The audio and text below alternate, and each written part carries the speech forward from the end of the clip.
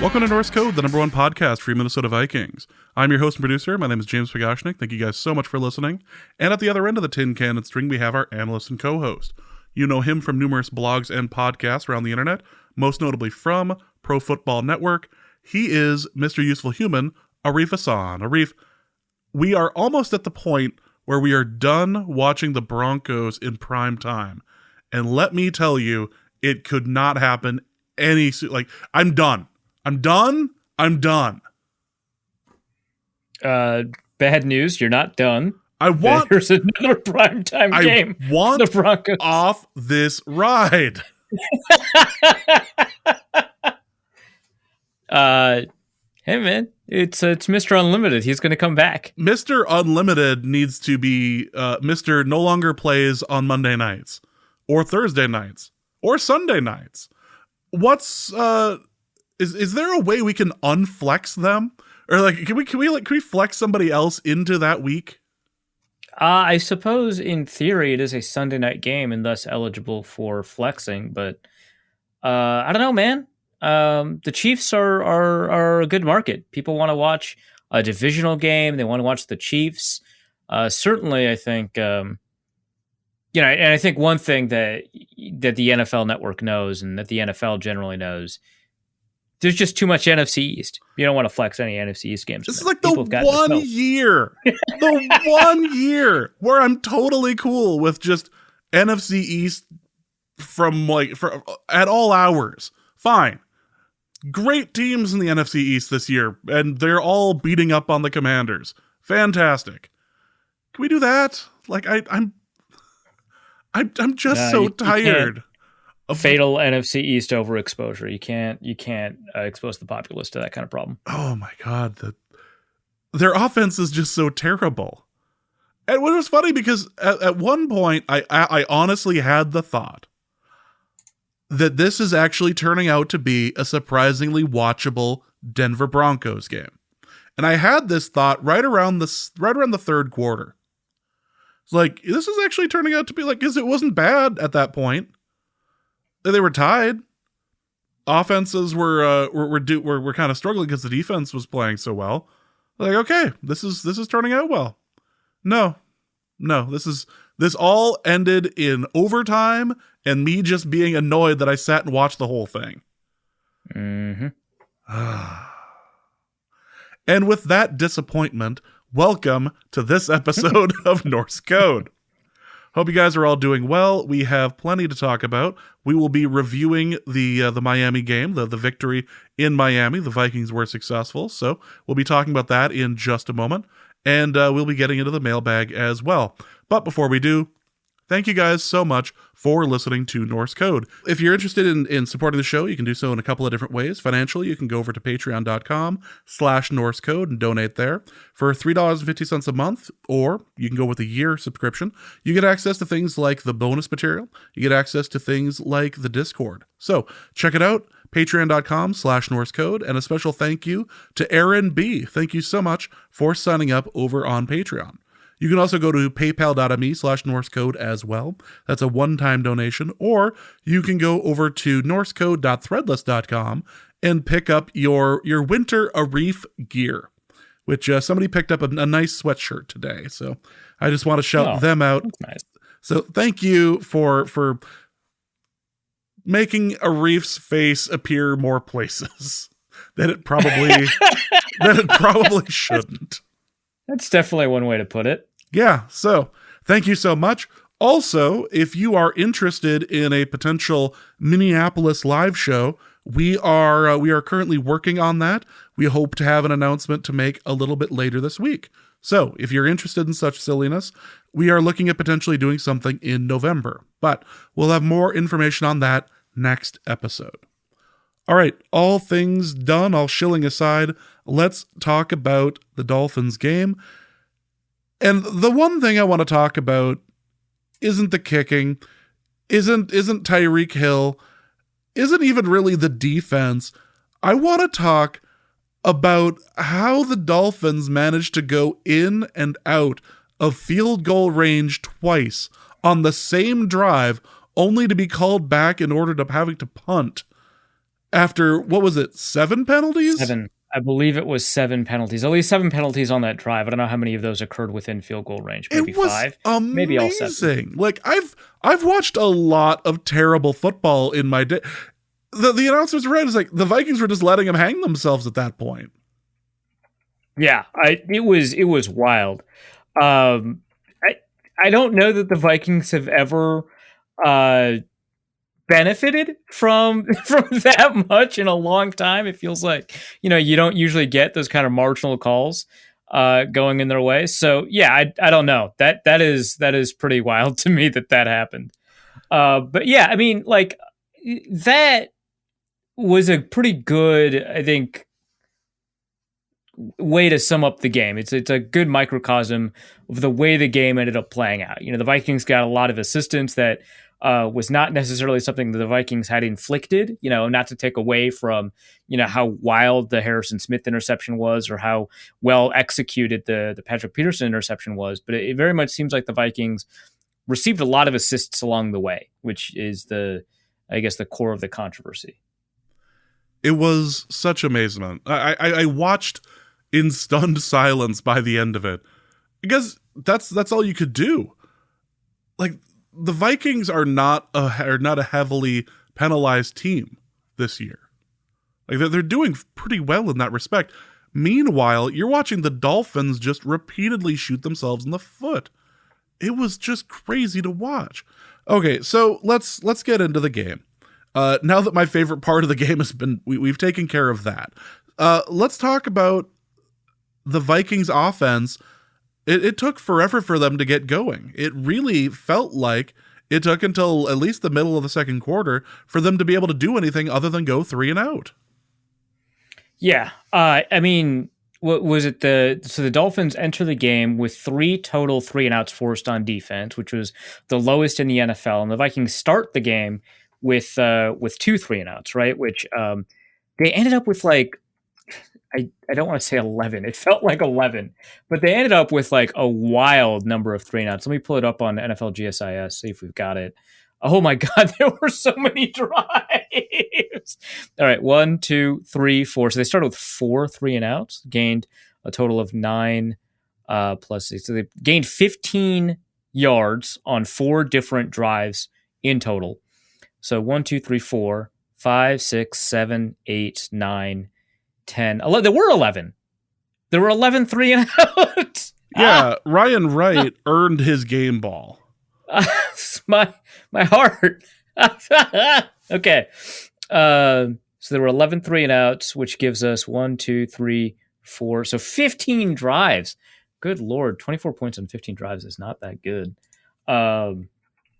Oh God. Okay. Yeah, but yes, Ryan Wright absolutely probably just got a raise mid-game. Honestly, yeah. Pinned between 6 punts inside the 20. Between that and the 73-yard punt from deep in the end zone, that was incredible. That was, I mean, because so here's something that like is difficult to explain until I guess you get it. Is that being backed up in your own end zone limits actually your total punt yardage, generally speaking, because your process is messed up because the snap is shorter. It's so wild how like specific all of these timings are, but the timing from the snap to the punter, as well as the timing from the snap to the holder, the field goal kicker, is like very precisely defined. And when the punter is not allowed to back up the full amount that they typically back up, they have to either change their footing to keep the timing the same, or they have to change their timing, and that just screws up the whole process. So to be able to get the full leg on that, plus, a couple of lucky bounces, but to be able to get the full leg on that is ridiculous. I love it. Like, it was incredible that he was able to do that. But yeah, I mean, just in general, like he had a great, like, no touchbacks, first of all. So 6 inside the 20. I know that, he's got 11 punts. So 6 inside the 20 is not as impressive as it would be in maybe most games, but 6 inside the 20, no touchbacks, just an incredible ratio. I think we're over the 15-yard punt against Chicago, right? Like, I think we're back on Ryan Wright is goated. Oh, absolutely. Like, jersey sales should begin. I think it's time that we invest.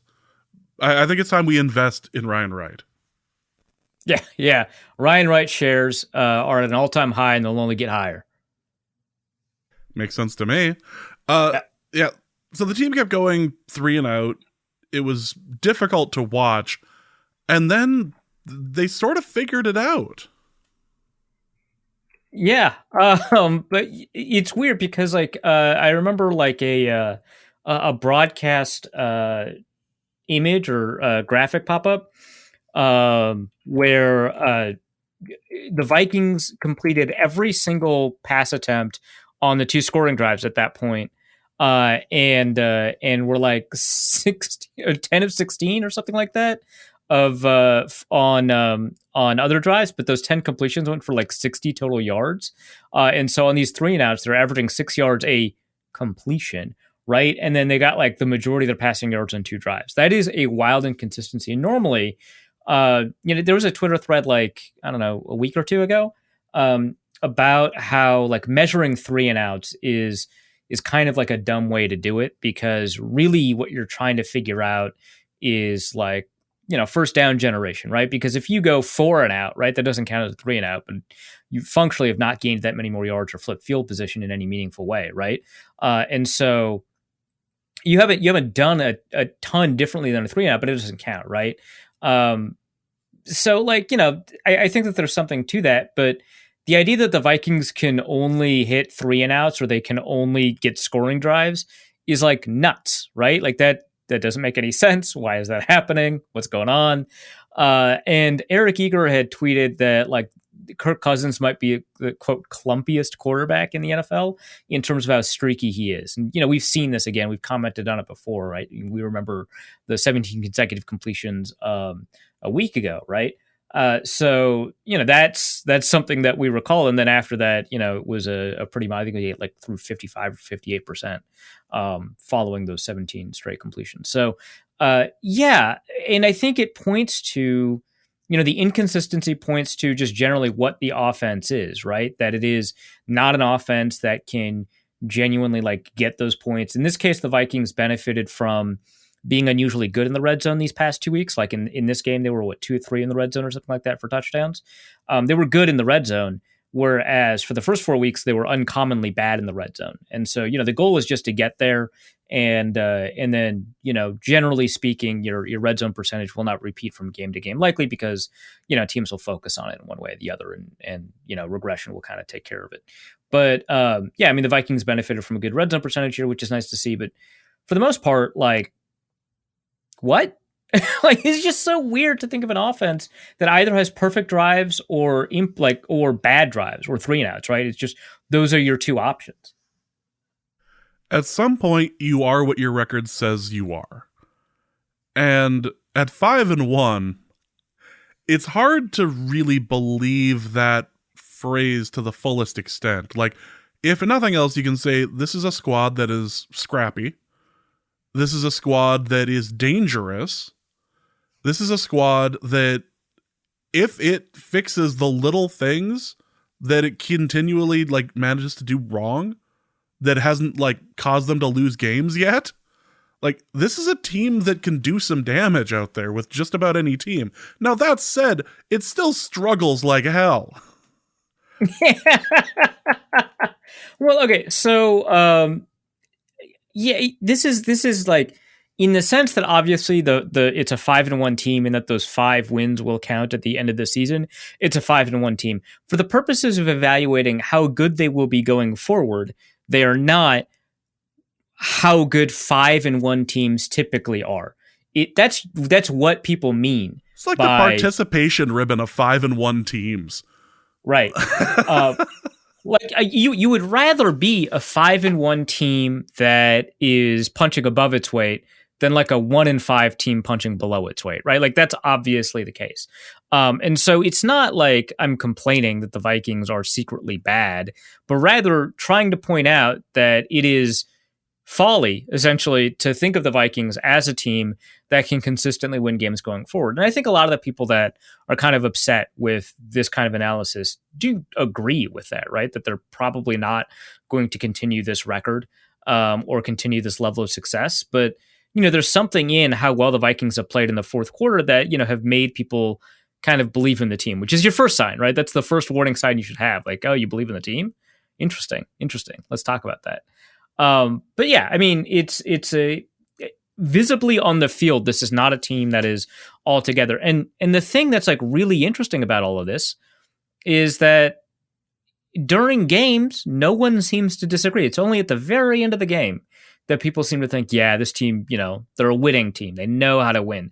But during games, I'm hearing stuff like, we got to fire this defensive coordinator. What is Kirk Cousins doing? This offense is entirely out of sync. Why isn't there any play action? Why are they running on second down? What's going on? Right? I can't believe he sailed that pass. I can't believe that they can't, advance the ball. Hey, this punter has punted 11 times. I feel like that's a problem. But as soon as that game is over, people are like, yeah, it's a winning team. What can you say? When it's like, okay, I understand that like people are unusually impassioned during like game days, and so not all of the tweets are in game day count. Certainly, I would like to set a precedent that during game tweets don't really count, right? Like that's fine. But the essence of people's frustrations, I think it's okay to kind of evaluate the landscape of what's happening and say, hey, during games, people think that this team is not performing very well. And then they manage to eke something out at the end. And you can't look at that Harrison Smith interception and tell me that that is a sustainable kind of play, right? Like you can't say, yeah, you just got to do that a couple more times. That's wild, right? Like the Patrick Peterson interception is the kind of interception that you'll get from having good players on your team playing well. But it's not, something that you can consistently rely on in the fourth quarter in a close game. It's just not something that happens at a rate that's going to get you out in close games, right? And so in that sense, looking at the results on the field, it's a perfectly fine way of taking a look at whether or not the team has the ability to do this going forward, or even evaluating their gameplay against a team that was playing not their backup quarterback, but the backup. And I know that, technically Teddy Bridgewater is second on the depth chart, but he wasn't, right? He's not number two with Tua in there. Is if you've got a full week of game plan, it's Skylar Thompson. And they gave the quarterback with a full week the start, right? And then they didn't give Teddy the start. So he had no preparation going in and nearly won the game. Like, I don't know. It feels weird to think of this team as a team that is winning in ways that make you believe in them, right? This happens all the time. I am so used to seeing teams go up 4 wins, 5 wins at the beginning of the season, 5-1, 4-0, whatever, right? And then collapse late. I keep on bringing up the example of the 2016 Vikings, which is a somewhat extreme example, but I think it's, illustrative. But there are so many teams that, they go 4-1 at the beginning, 5-1 at the beginning, and then they go 500 for the rest of the season. And in the playoffs, they've got, hey, this is a 13-win team or whatever, right? Or this is a 10-win team. It's just as good as any other 10-win team in the playoffs in the wild card. And then they get trounced in the playoffs because they're up against real teams. And so it's okay to take a look at how well this team is playing and assess it pretty frankly, right? And say, hey, this team is not playing the type of football that you can say is winning football. And you can point to a bunch of different circumstances, right? Like, okay, they didn't play well. They didn't play that convincingly against a backup quarterback and backup receivers, backup running back, backup safeties, backup guard in London. But, they had to travel to London. Those results are wonky. Okay, let's throw that. Well, they didn't seem to play all that well against the Bears. I mean, the Bears can barely put up points, but they had 9.9 yards per attempt against the Vikings defense. Justin Fields actually looked like a rosterable quarterback. People started to believe in him again for the first time all season. Well, okay, but teams traditionally, almost every team is lost coming off of the London game, so you can throw that out. Okay. Well, the Vikings were only favored by 3 points against the Dolphins. It seems like the Sharps know that the Vikings are not that good of a team, even though you've got a 7th-round rookie slated to start, and a cornerback with a groins injury carrying the entire defense. The Vikings were only favored by 3, and the bettors were basically, the Vikings covered, right? But the bettors were pretty close to being dead on, right? And so, so I said this is a game the Vikings were supposed to win, and the people responded to me, well, they were only favored by 3, and that's kind of my point, right? Like that if a team is this good, they should not only be favored by 3 against a backup quarterback. It is wild to me because quarterbacks can swing games by 7 points or even more, right? It depends on the backup, obviously, but like the bettors probably not evaluate Skylar Thompson as if he was like Andy Dalton, right? They probably evaluated him as a low tier backup that they were forced to play because their actual backup, the one that they wanted to play, was in the concussion protocol and could practice all week, right? And so you can say, hey, well, the Heat was so bad, right, against the Dolphins that this game is not really a good indicator. And so it's like, how many times are we going to end up running out of excuses? At what point does it just become like coaching, right? It's like, yeah, this is a somewhat unique obstacle for this particular game that makes it difficult to evaluate. And so the fact that they won, but in conditions that make you think that this team is not that good, it is not that important, because look at this extenuating circumstance here. Look at this extenuating circumstance here. Hey, they didn't play all that well against a 1-5 Lions, or I guess 1-4 Lions team. But hey, that's a divisional game. Divisional games are tough. Well, that didn't matter when they clocked the Packers, right? Like, that doesn't matter then. But somehow when it's the Lions, that matters. I don't know, man. There's a lot of unique circumstances against backup quarterbacks that the Vikings are having trouble putting away. And this team this team's probably going to make the playoffs unless there's an unprecedented collapse, right? I shouldn't say unprecedented. The Vikings have very well set that precedent, but you know what I mean. A surprising collapse. This team's probably going to make the playoffs, right? And so people are going to take a look at, what people like me are saying about this Vikings team and saying, hey, they didn't actually collapse. They made the playoffs. And, if they go 500 for the rest of the season, it proves they're not really, I shouldn't say proves, it suggests they're not really as good as a 5-1 team typically is. But they'll make the playoffs, right? If they win, if they go 5-1 for the rest of the season, or however many games are left, right? That means they'll be 10-6-1. Great. That probably gets you in the playoffs, especially in this NFC. And then you're like, well, okay, they're a 4 seed. Great, fantastic. Then they lose at home. Like I don't know, man. It's weird to me the way that there's so much pushback against this team. So let's get to the game, and I guess my first question is, just looking at the quarterback play from the Dolphins, did the Vikings get lucky that Skylar Thompson got hurt? I think so. I don't think that Thompson is like this remarkable quarterback. I mean, obviously, he was my favorite quarterback in the class relative to where he was going to be picked, but I don't think he was like this remarkable, talent. But he was playing well enough. I mean, he was making some pretty significant mistakes, but I mean, Bridgewater played awful, right? And it's not a shock, right? I think you can look at that and say, is Bridgewater done? And maybe you'd be right that he would be done. But that's another one where you're like, well, Bridgewater played well enough in his most recent games. I guess not this year, because he's only had like one game where he had preparation. But he's played well enough. Like the 5-0 start against the Saints, same deal, by the way. I mean, that was not like a high level Saints performance. That team was going to collapse regardless of who was at quarterback at 5-0. But you can say, hey, he played well enough with the Saints, right? To say that maybe there's something more left with Bridgewater. But certainly the way that Skylar Thompson was playing, the way that Bridgewater was playing, yeah, absolutely. That I think that the Vikings got kind of lucky that you ended up with, Teddy Bridgewater in there instead of Skylar Thompson. So, I mean, Bridgewater threw, well, first of all, he threw the interceptions, right? He threw both interceptions. He didn't have any deep shots that looked like they were going to be successful. Yeah, he had, a pretty decent yards per attempt, but he was making more mistakes. He was inviting more pressure. He took a ton of sacks. That doesn't show up in the yards per attempt. His passer rating was better, but his play was worse. He was putting the ball in more danger more often. He wasn't putting the ball into advantageous situations against things like blown coverages or anything like that. And he was taking a bunch of sacks, huge negatives. And so, yeah, I think that the Vikings did get lucky that Skylar Thompson didn't play, which is wild, right? Again, 7th round rookie backup quarterback. Like, it should not be somebody that the Vikings should lose to. It looked like a completely different game plan between Thompson and Bridgewater, because it looked like Thompson was trying to play the speed game. It looked like Thompson was trying to play speed with Tyreek Hill and with Waddle and just beat the Vikings with speed, because they have old, good, occasionally decent, but old, slow corners. And that was working for a bit. Yeah, I mean, it was, right. If you like look at kind of how, I mean, they talked about this a little bit on the broadcast, but if you take a look at how both Waddle and Tyreek Hill have won, generally speaking, and how they've gotten a bunch of their yards.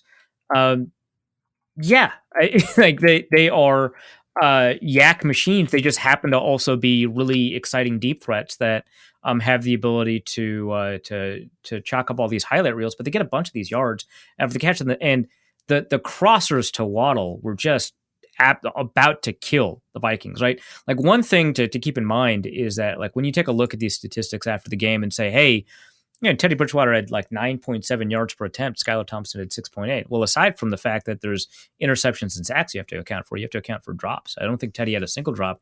Skylar Thompson had two, one pretty significant drop, and probably would have averaged over 10 yards an attempt when you calculate all of that out. But he also wasn't. He took like one sack, right, and it wasn't for very deep, relative to Teddy's taking 5 sacks, right. Yeah, you take a look at how quickly the ball was coming out, how fast those players were playing. I mean, it's Raheem Mostert. It's some of the fastest players at their position in the NFL on one team. And you see kind of what they were trying to do and dice about the Vikings. Yeah, absolutely. And Dancer is reasonably fast. He's never going to be as fast as the timed speed that he had at his pro day because he's never going to be whatever weight that they. I mean, they didn't weigh him at his pro day, right? Because the agents got to control what information got out there. But, Patrick Peterson at this point is like a 4'6" corner that happens to play with a bunch of really good instincts and technique, right? Like the speed was killing the Vikings, and they were about to break like a pretty big one. It was amazing to watch that change.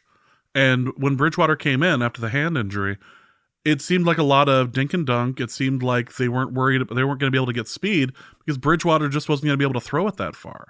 And I'm sorry, but we all have a soft spot for Teddy. But man, I never want to see him scramble again. Like I'm done. I'm done. He is. It hurts to watch. He's got to stop taking hits, man. Just like generally, it's like rough. There was that one shot that it looked like he was sent into the shadow realm when he like went for a scramble. I was like, dude, just do the RG3 thing. Do some college announcing on Saturdays. Like that should be you right now. Yeah. Ugh. Yeah, honestly. Just get in the booth, man. We can be fine watching you there and we can do the RG3 thing and do, what if RG3 didn't play for an owner who was an absolute idiot? And what if he didn't have a coach that was willing to let him die out on the field? Like, we can have those conversations once you're retired. Just please. Just get out of there. Yeah, just get out of there. It's unfortunate. But the Vikings defense was able to keep things relatively close until the Vikings offense was able to dink and dunk and then finally get Thielen and then Jefferson involved. Yeah, it was kind of nice, right? Because the Vikings I believe they started off with a couple of throws to Jefferson, but they adjusted their game plan. How wild is that? And Justin Jefferson still got his like 100 plus, right? But after we saw increased attention to Jefferson, we saw more to Thielen. Thielen had, we didn't end up with like a ton of yards with Thielen and Osborne, right? Like I think combined they had like 50, 55.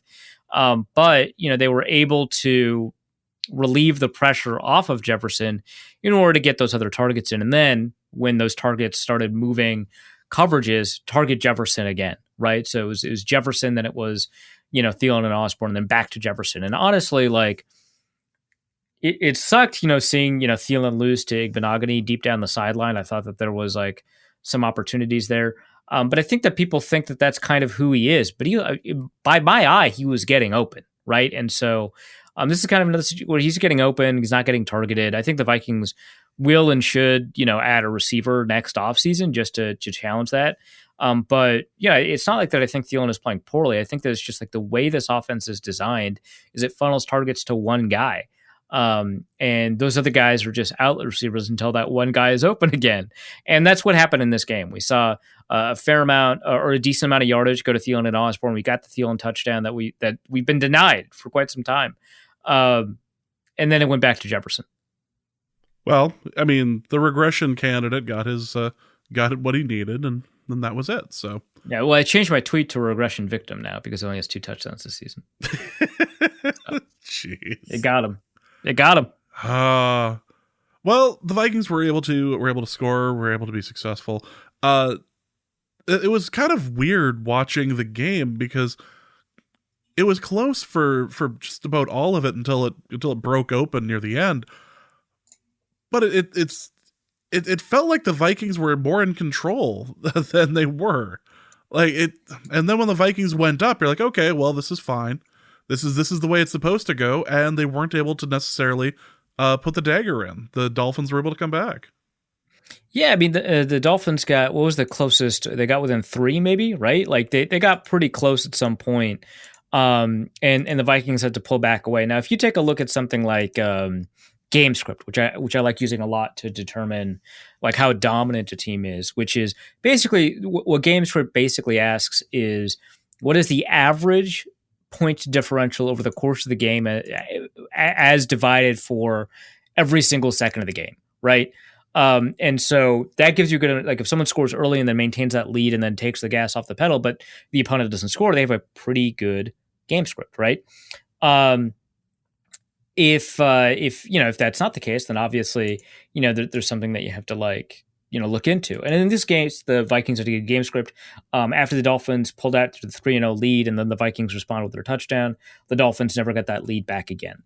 And so the Vikings ended with like a 4-point game script or something like that. The average score differential over each second of the game was +4 in favor of the Vikings, right? So that's good. But it definitely felt like the Vikings were at risk of having it all fall apart at some point before they were able to finally pull away again. And so that is which is a different feeling, right? Like I believe Detroit came back actually, right? Like that's different. And so having to claw that back again from Detroit is certainly like a different feeling than having to deal with, the Dolphins got like close, right? Let's say I've got the list of scoring here. No, the Dolphins didn't get that close again.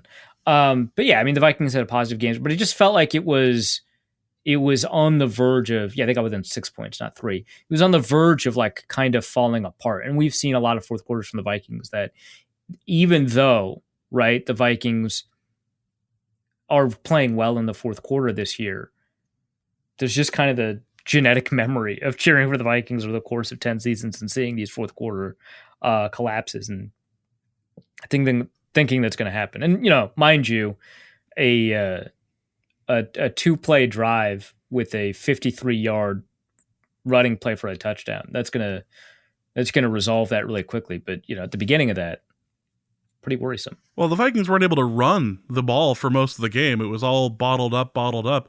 And then Dalvin Cook got his 53 yards. When they were expecting him to run. Exactly. Too. So that's crazy. So before that, he was averaging exactly 2.0 yards per attempt, right? And Madison had 1 carry for 3 yards, and Ham had 1 carry for 3 yards, and Cousins had 2 carries for -5 yards. His longest gain was -1. Great rushing game, right? Up until that final moment. The success rate for the Vikings, I don't have it in front of me, but the passing success or the rushing success rate for the Vikings was abysmal. They could not get things going. So I mean, it was kind of fun. It was really surprising to see that happen. But I don't know. It's tough to like think of. Holy crap, a 15% success rate with Dalvin Cook rushing the Jesus. Say 1 of every 13. Oh, Jesus. It was they didn't play well on offense. I don't know what else to say. And yet here we are. Top of the NFC North. 3 again on 15 drives. I want to be clear. It's not 24 points in like 8 drives. It's 24 points in 15. 3 games ahead of the Packers, who lost. Yeah, I mean the Packers are their own. Lost to the Jets, and had Sauce Gardner out there wearing a cheese head on the way off the field. Like, this has been. That was beautiful. This has been such a weird season. I love it. I love that. Like, there's so many teams stuck that are like halfway decent, but like this is not going to be a season we all remember as like, oh man, that there were some great games. No, this is gonna be the season where like, man, everybody went into the playoffs at like 9-7. Yeah, yeah. The distribution of talent across the NFL right now is critically bad. Like I've made this point before that fans don't actually want true parity, right? Because true parity is basically you've got a 50% chance of winning any particular game. So you don't know what's going to happen. And so it's exciting not to know what's going to happen, but also any successes are essentially wiped away because you don't know if like the team you're cheering for is good, and every game can be wiped away by the next game, and you have no idea if the next game is going to bring you anything, and you can't recognize the skill level of your team and separate out good players from bad if there's true parity, because every game is functionally a coin flip. It's boring to watch coin flips. And so I think that we like dominance, generally speaking, not completely, right? At the same time, you don't want complete certainty. You want the capacity for upsets. I mean, a lot of people liked the Giants Patriots Super Bowl where they got rid of the 18-1 team, right? They didn't let them go 19-0. A lot of people like that. That's fine, right? But the reason people tuned in is because there was a giant to slay, right? Like the reason people watch some of these games is because there's really like the Bills Chiefs game, fantastic. I want more of those games. What a remarkable game. Let's keep doing that stuff. But the problem is the NFL says no. We need more Broncos. Need more Broncos. The problem is there's not right now. There's no like happy medium here, right? Like we've got 3 elite teams, right? The Bills, the Chiefs, and the Eagles. We'll see how that goes. And we've got like a good team and the Cowboys. Like once they get Dak back, right? And then what? Like I guess the Patriots are playing kind of well. But like once Mac Jones comes back, is that what we're really talking about as like a good team? Like the elite tier is fine. That's a healthy number of elite teams to have. The good tier is scant, and the mediocre tier is enormous. And then we've got this awful tier below it, right? And and that's where like the Panthers are, right? And okay, fine, but like I think like a good gradient of skill and talent where an elite team has like a 95% chance of beating an awful team, and maybe a 90% chance of beating a bad team, and maybe an 85 or an 80% chance of beating a below average team, and so on down until you get to them playing against a good team. They've only got like a 65% chance of beating that team. I'm exaggerating the percentages here. That's not really how the NFL works, but I mean, the percentages are much closer than what I gave, but yeah, I mean, it'd be nice to see that kind of gradient instead of just seeing a bunch of, you get to see some Titans clash every couple of weeks, and then you get to see a bunch of awful teams play each other, and then you get to see a Titan take out an awful team. That's no fun.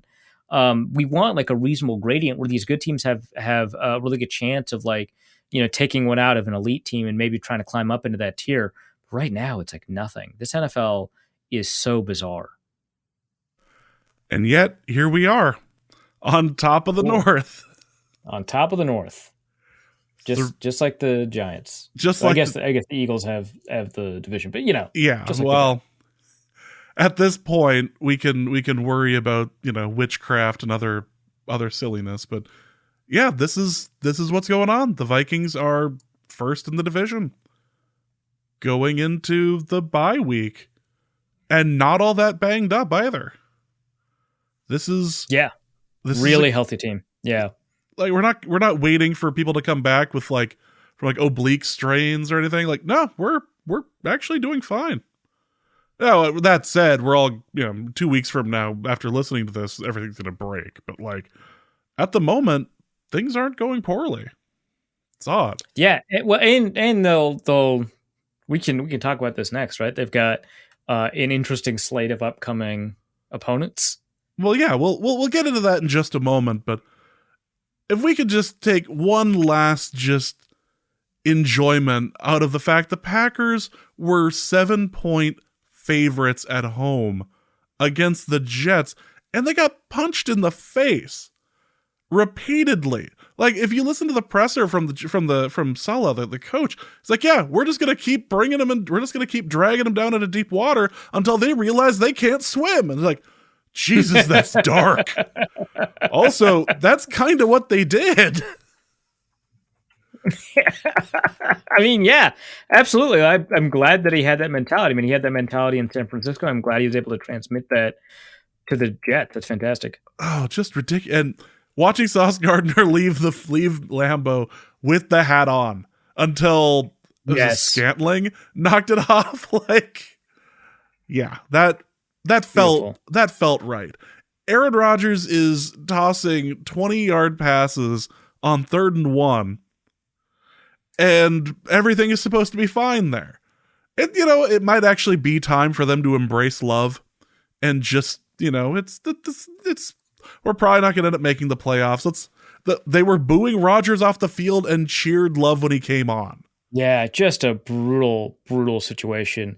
Last week, I think, was it Jair Alexander said, it's not time to worry about the defense. If next week we underperform, then it's time to worry. And, well, you said it, man. It's time to worry. Yeah, and they didn't end up signing Robbie Anderson today because the Cardinals decided they needed one more wide receiver for their menagerie. So, like, yeah, oh God, sure, man. The NFC doesn't know what the hell it's doing. I love it. There are so many just either bad teams or broken teams in the entirety of the NFC. It's gorgeous. Yeah, broken is such a good way to put it too, right? Because like I would not call the Vikings a bad team, right? I would say that, well, by some metrics actually they are, but I would say that they've got a team that's got a lot of high upside, that they've got a bunch of cushion to try and figure out how to access that upside. There's a bunch there, right? But like, you've got a broken team like Dallas, right? That as soon as they're up against an opponent that knows what it's doing, just beat the crap out of them. Or you've got a broken team like the Giants that don't have receivers, like, period, right? They're playing like these 3 tight end sets, like it's 1946, right?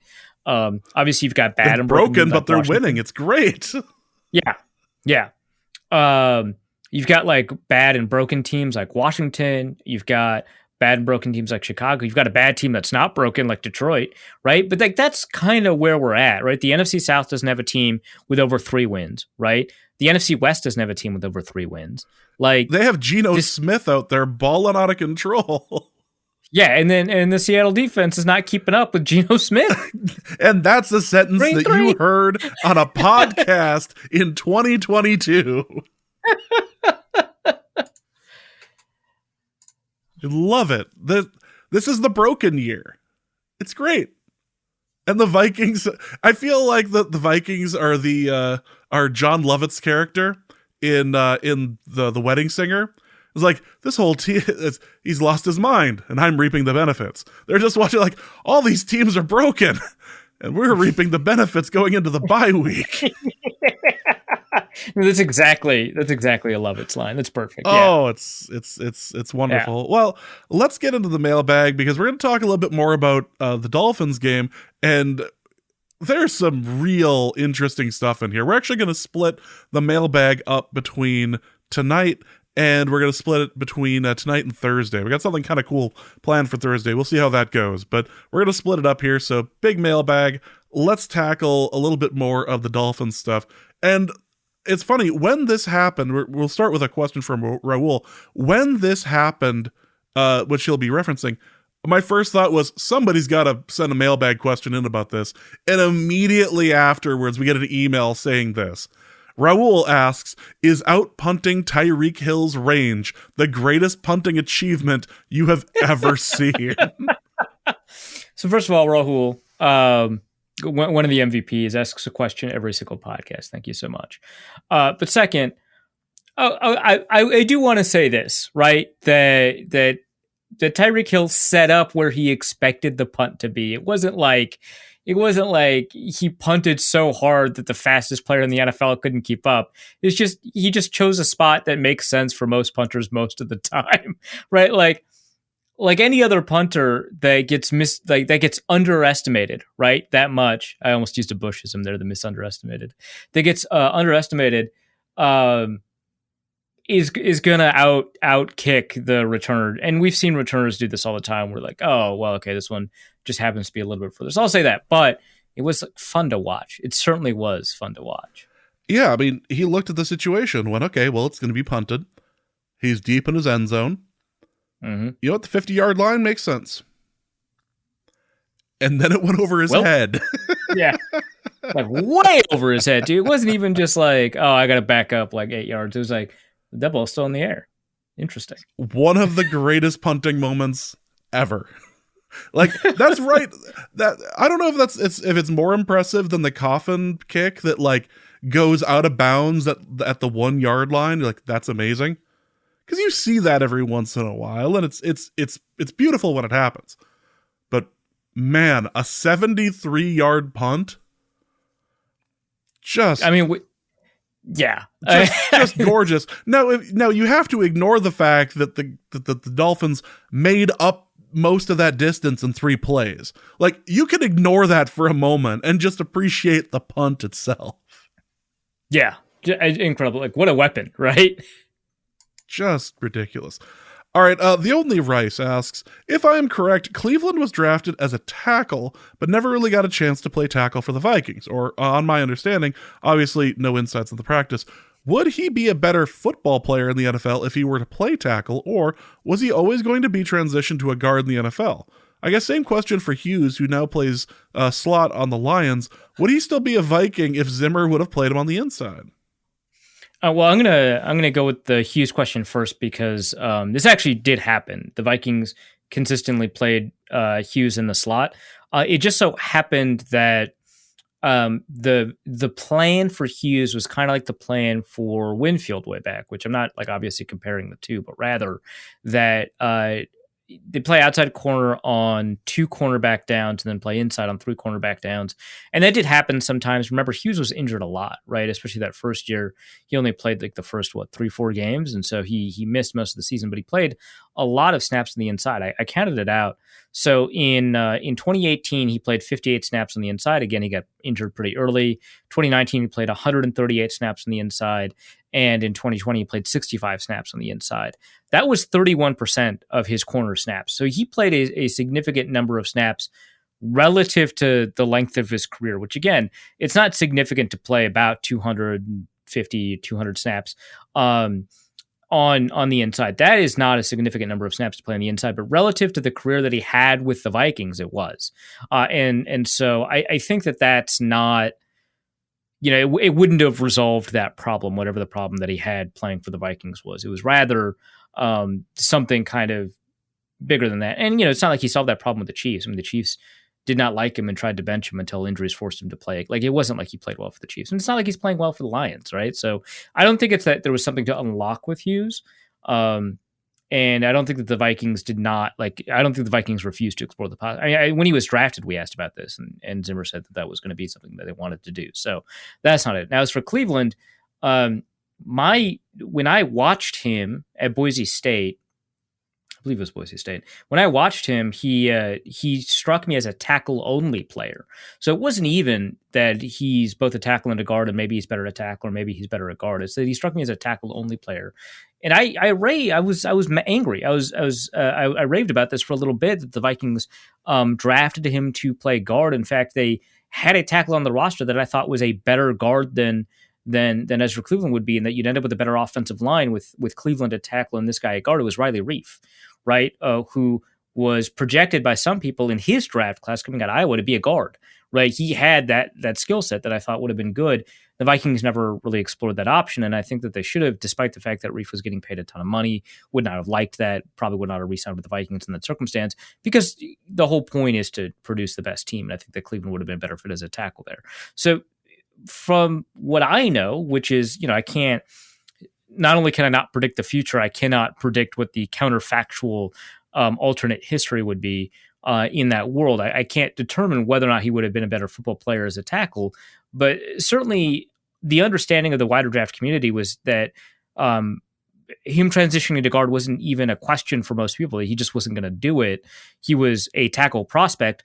And the thing is, for like second round players, if they think that you could be a good tackle, they don't really talk about you playing at guard, unless like they think that you've got all pro guard potential, right? Which is not how people talk about it. They rarely talk about somebody who they think can start at tackle as a guard because it's just so much more valuable there. So that's kind of the difference, right? Is that, no one really thought about that possibility all that deeply. So my guess is he'd be a better football player if he started out as a tackle. And I don't think he was always going to be transitioned. I think it was rarely, in most circumstances, he would not have transitioned to playing guard. The Vikings, in my eyes, drafted him as a panic move because all the guards were off the board by the time the Vikings drafted. And remember, this is kind of a rich guard class where there's going to be a bunch of guys at the bottom of the first and the top of the second that would be good guard candidates. And the Vikings were targeting one of those guys. In fact, I think one of them went to the Browns. Was that Batonio? God, that would have been interesting. But yeah, I think that he was meant to play tackle in most people's eyes. Next question is going to be from Mayo Coffee, who asks, I sense there's a general assumption that the Vikings are still adapting to new systems on offense and defense. Is there any precedent that suggests that teams improve during the course of a season under a new system? Or is it just too complex a question to evaluate? Yeah, I'm going to take the cop out here that you gave me. It is a bit too complex of a question to evaluate.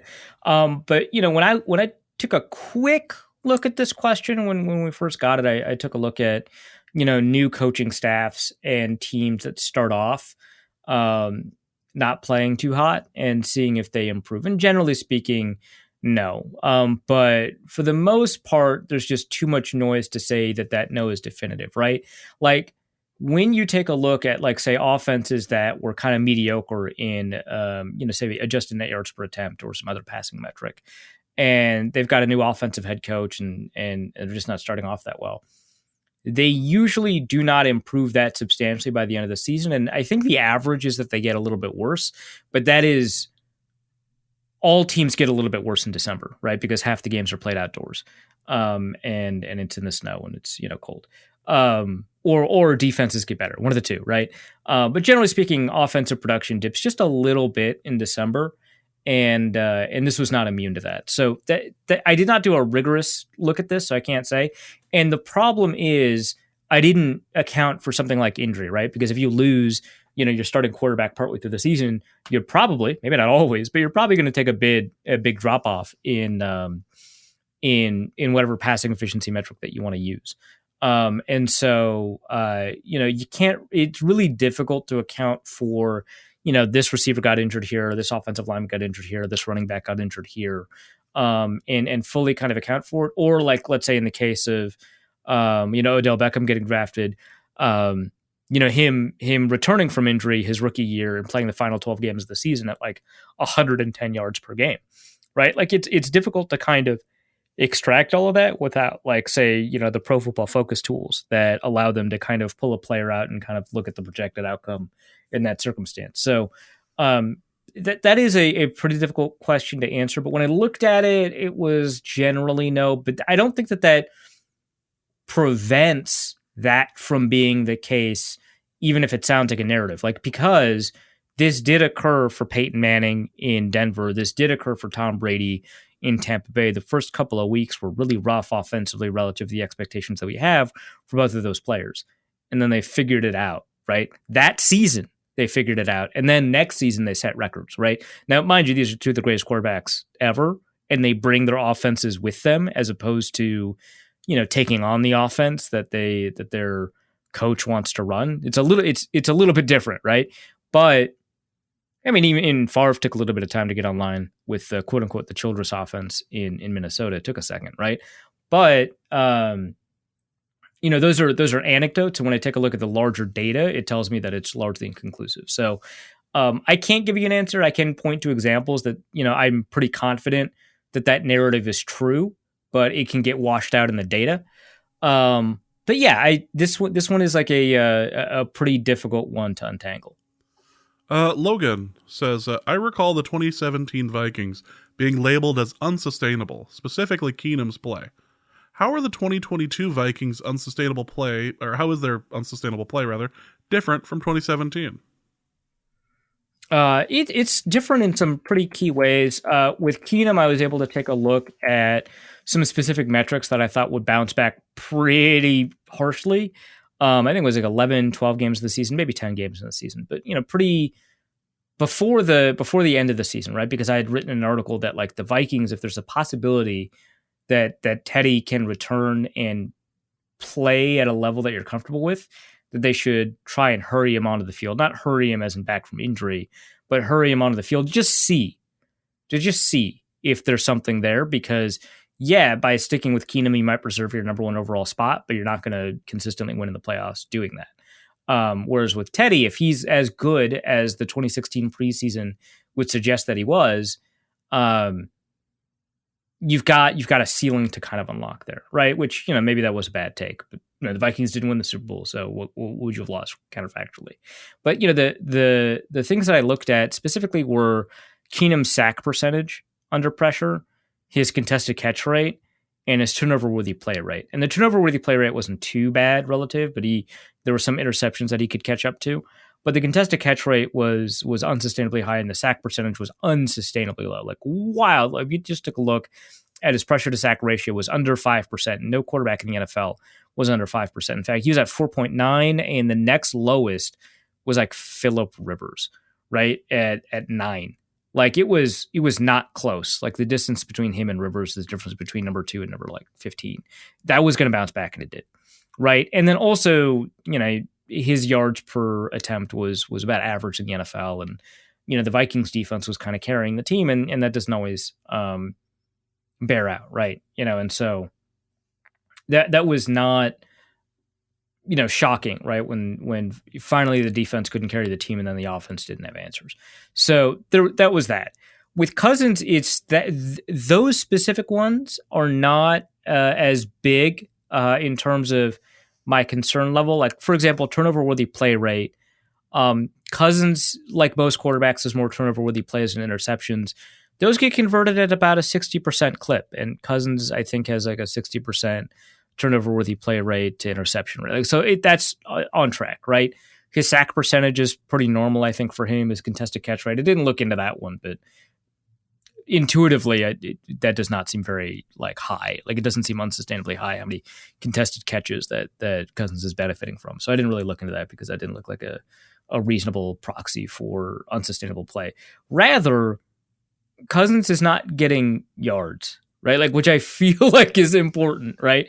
Especially for a team that is as reliant on passing the ball as the Vikings are, like as opposed to kind of that Keenum team that was a little bit more reliant on, running the ball and having, big plays available to them in multiple, facets, right? So you take a look at Cousins' net yards per attempt, which takes into account both his yards per attempt passing the ball as well as the sacks that he takes. And he ranks 22nd in the NFL. He ranks behind Jacoby Brissett and ahead of Matt Ryan. Those are the two closest cohorts in terms of, at least on either side, in terms of net yards per attempt. And they collectively, the two of them, Brissett and Matt Ryan, have 5 wins between them, and Cousins has 5 wins himself. Now, if the Vikings had a really strong defense to pair with that, you could say, well, okay, this is a defense-driven team. Sure, defense is less sustainable, but it's not zero sustainable, right? Like your defense, if you've got a good defense, they're much more likely to be good than bad in the next game. But the Vikings have the 3rd worst passing defense by net yards per attempt in the NFL, right? And so that's why I'm concerned. Now, mind you, a lot of these numbers will come on like something like 3rd down and sometimes empty yards. Their expected points given up in the passing game is not nearly that bad. But their net expected points per play is pretty low relative to pretty good teams. And so, yeah, that's part of the reason is that this statistic predicts future wins better than past wins do. That is just the case. And there are so many examples of teams that have a low, say, net expected points or a low net yardage per attempt, offense minus defense, or a low drive success rate. Having a high win total at the beginning of the season and dropping off. Like, this isn't coming out of nowhere. It's not me watching the team and just thinking that they're bad, although that is what is generating the discussion. I'm checking it against some of this other stuff. And when I take a look, like I looked at a table, right? And a conversation I was having with Cross Horrific about, the Miami's defense kind of motivated this discussion, because he was like, look, the Miami defense, their numbers are really bad, right? They're 32nd in the NFL in passing DVOA. Their numbers are really bad, but the Miami defense itself is not as bad as these numbers indicate, because of this, and this reason. And some of the reasons are, hey, they've gone against some really high-level quarterbacks. Off the top of my head, I believe, Lamar Jackson, for example, is one of them. Obviously, Josh Allen's another one, right? They've gone against these really high-level, quarterbacks, and, there's some injury concerns here. Fine, which actually, that doesn't make sense to me, because, like, Nick Needham got injured partway through the game. That should have been an opportunity, right? So I looked at net yards per attempt, right? And then I looked at strength of schedule. What was the average net yards per attempt that team has given up to opponents? And then I was like, well, that doesn't actually account for Krauser's argument, right? Which is that specifically the reason that the Dolphins have been doing so poorly is because of, some specifics I can't account for with this method, which includes injury and just the nature of their opponents, right? And so I did the iterative calculation from the simple rating system that I learned from Doug Drynan over at Pro Football Reference, which allows you to say, okay, the average of their opponents plus the average of those opponents, and then the average of your opponents, and so on until the difference is minuscule. And at that point, you stop the calculation. And you add those two together, right? The strength of schedule against, your actual performance. And so the Vikings in actual net yards per attempt, before you do strength of schedule, they were like 24th in net yards per attempt. And then you do strength of schedule, and they drop, right, to 27, right? So it was 22 to 27, right? And so that I think is a pretty good reason to say there is a concern here, right?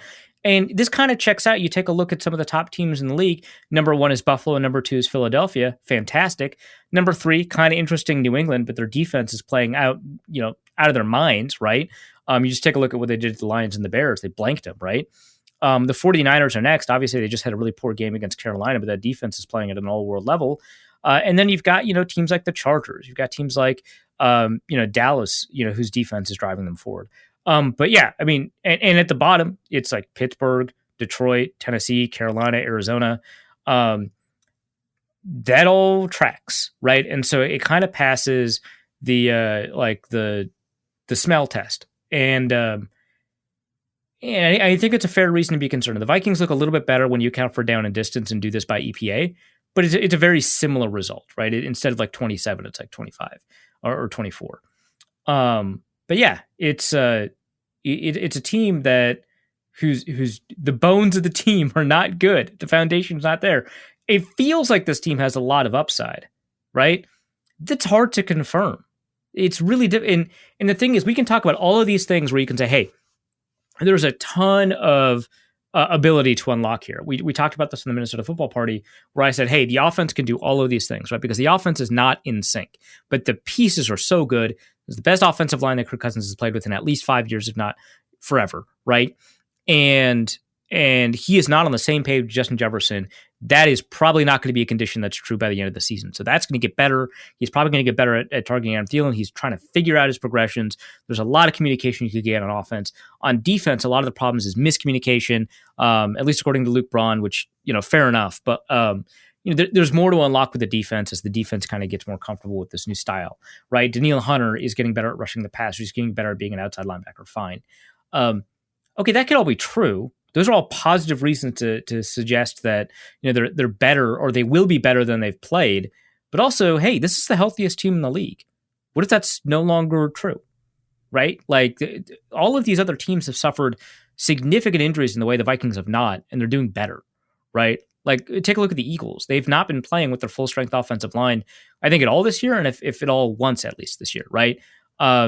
You take a look at the New England Patriots. They're like 4th in net yards per attempt. They don't have their starting quarterback. Same with the 49ers, right? Like these are significant injuries these other teams have already sustained and are doing better than the Vikings. What happens when the Vikings have the same thing happen? They don't have to lose Kirk Cousins or Justin Jefferson for this to be an issue. But what if Jalen Reagor takes on KJ Osborne's role?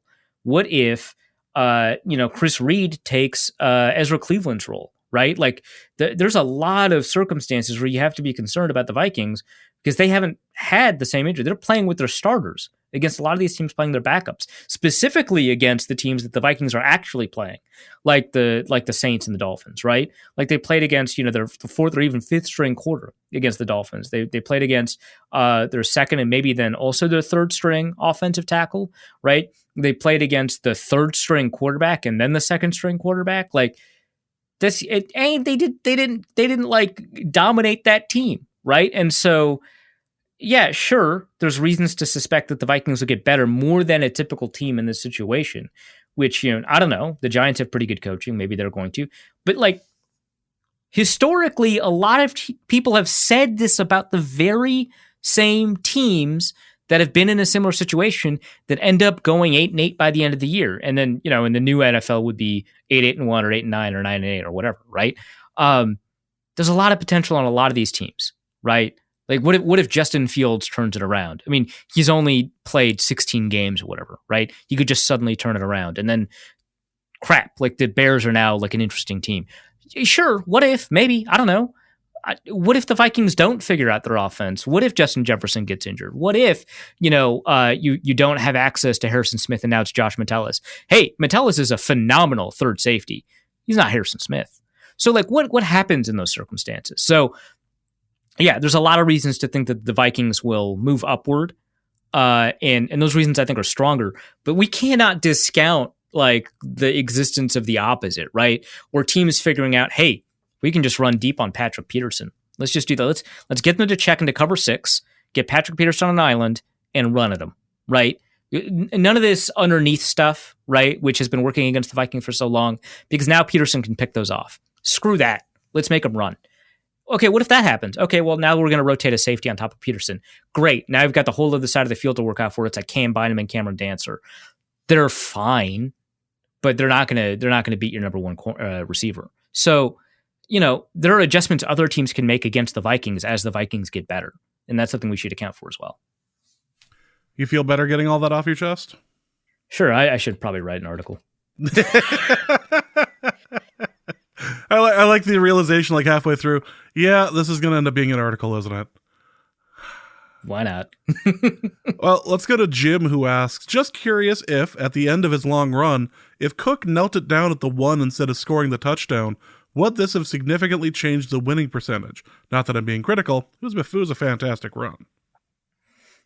So I looked this up. So 3:15 left at the end of the run, maybe 3:10 left at the end of the run, 3:15 at the beginning of the run.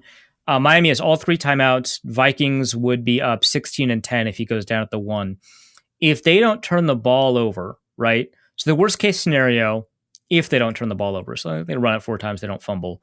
Just not a guarantee with this team, but yeah, let's say they don't fumble or throw an interception. They kick a field goal to go up 19-10, which is 2 scores with the 2-minute warning basically on the clock. Okay, and Miami has no timeouts in this scenario, right? So the Vikings run the ball, Miami calls a timeout. The Vikings run the ball, Miami calls a timeout. The Vikings run the ball, Miami calls a timeout. They're out of timeouts. The Vikings take forever to line up to kick, right? So 2 minutes left. Is that better than being up 24-10, right? Let's assume that the Vikings do in fact make the 2-point, which they did, with 3:10 remaining and all 3 timeouts. Okay. Or no, the Miami Dolphins would call a timeout as Cook kneels at the 1. So there's actually the final down is timed and then you get to the field goal, right? So that's how you get to the 2-minute. Is that better than 24-10 with 3:10 remaining and all 3 timeouts? And I think it might be, right? Because they don't have timeouts anymore. And so their route pattern becomes extraordinarily predictable. And now you've got Teddy Bridgewater throwing deep to the sideline, which, pal, I don't have to go. Did not go well. Yeah. And so is 19-10 with 2 minutes left on the clock and no timeouts. So let's say you're the Vikings, right? Let's say this is your team. Would you rather be down by 9 points with 2 minutes and no timeouts, or down 14 points with 3:10 and all 3 timeouts? I think I would take the second, because you've got, first of all, you've got the 2-minute warning ahead of you plus the 3 timeouts. plus the whole field, plus you can run the ball, right? You're not restricted from running the ball. So I think that's better, but it is close enough. And here's the thing. So, Jim, I know you're not being critical. I'm not either. This is not me saying that Dalvin Cook should have knelt at the one. I think that maybe 95% of the time, I'm not expecting Cook to do this calculation that I just did. I'm not expecting any player to do this calculation I just did. I think that 95% of the time, your instinct should be in that situation to go down at the one. I think so. I think that is a insane thing to ask of Cook after the season that he's had thus far. It's an impossible thing I would rather Cook get the morale boost of finally breaking off a big run and getting that touchdown. And they obviously made a big deal about it on the broadcast about his history in that stadium, being from Florida and everything, his family in attendance. Like, it was, if you were going to break one off, this was going to be the game to do it. I would rather he get that moment, because the percentage difference in win probability, I'm guessing, is pretty small. Now, if you take a look at the running backs don't matter win probability chart, the Vikings, after the touchdown, had a 98% win probability. So there's only 2% chance, right? Whereas I'm sure it would be something like a 99% chance or 99.99% chance, so functionally a 100% chance if Cook kneels it out, right? So, that's not nothing, right? That's a 2% swing is pretty significant. If you take a look at a different, I was looking at the win probability chart put up by Lee Sharp, and I think the Vikings were like 94% after the run, and maybe the difference goes up to 97% in that chart. So it's a 3% swing. I think a more meaningful 3% swing, if that makes sense, but 3% swing. I think that football is played on those margins and advantages. I think those small percentages are something you should consistently play for. It's the whole point of the going for it on fourth down or not going on for it on fourth down argument. I think that generally you should do that. And I think that your instincts should be to go down. And I think that is not a small amount of win probability to sacrifice. But I think the Vikings needed it. And this is not an argument I typically make. I don't typically go against kind of these like hard number arguments, but like, are you going to tell him no? Like, I don't know, man.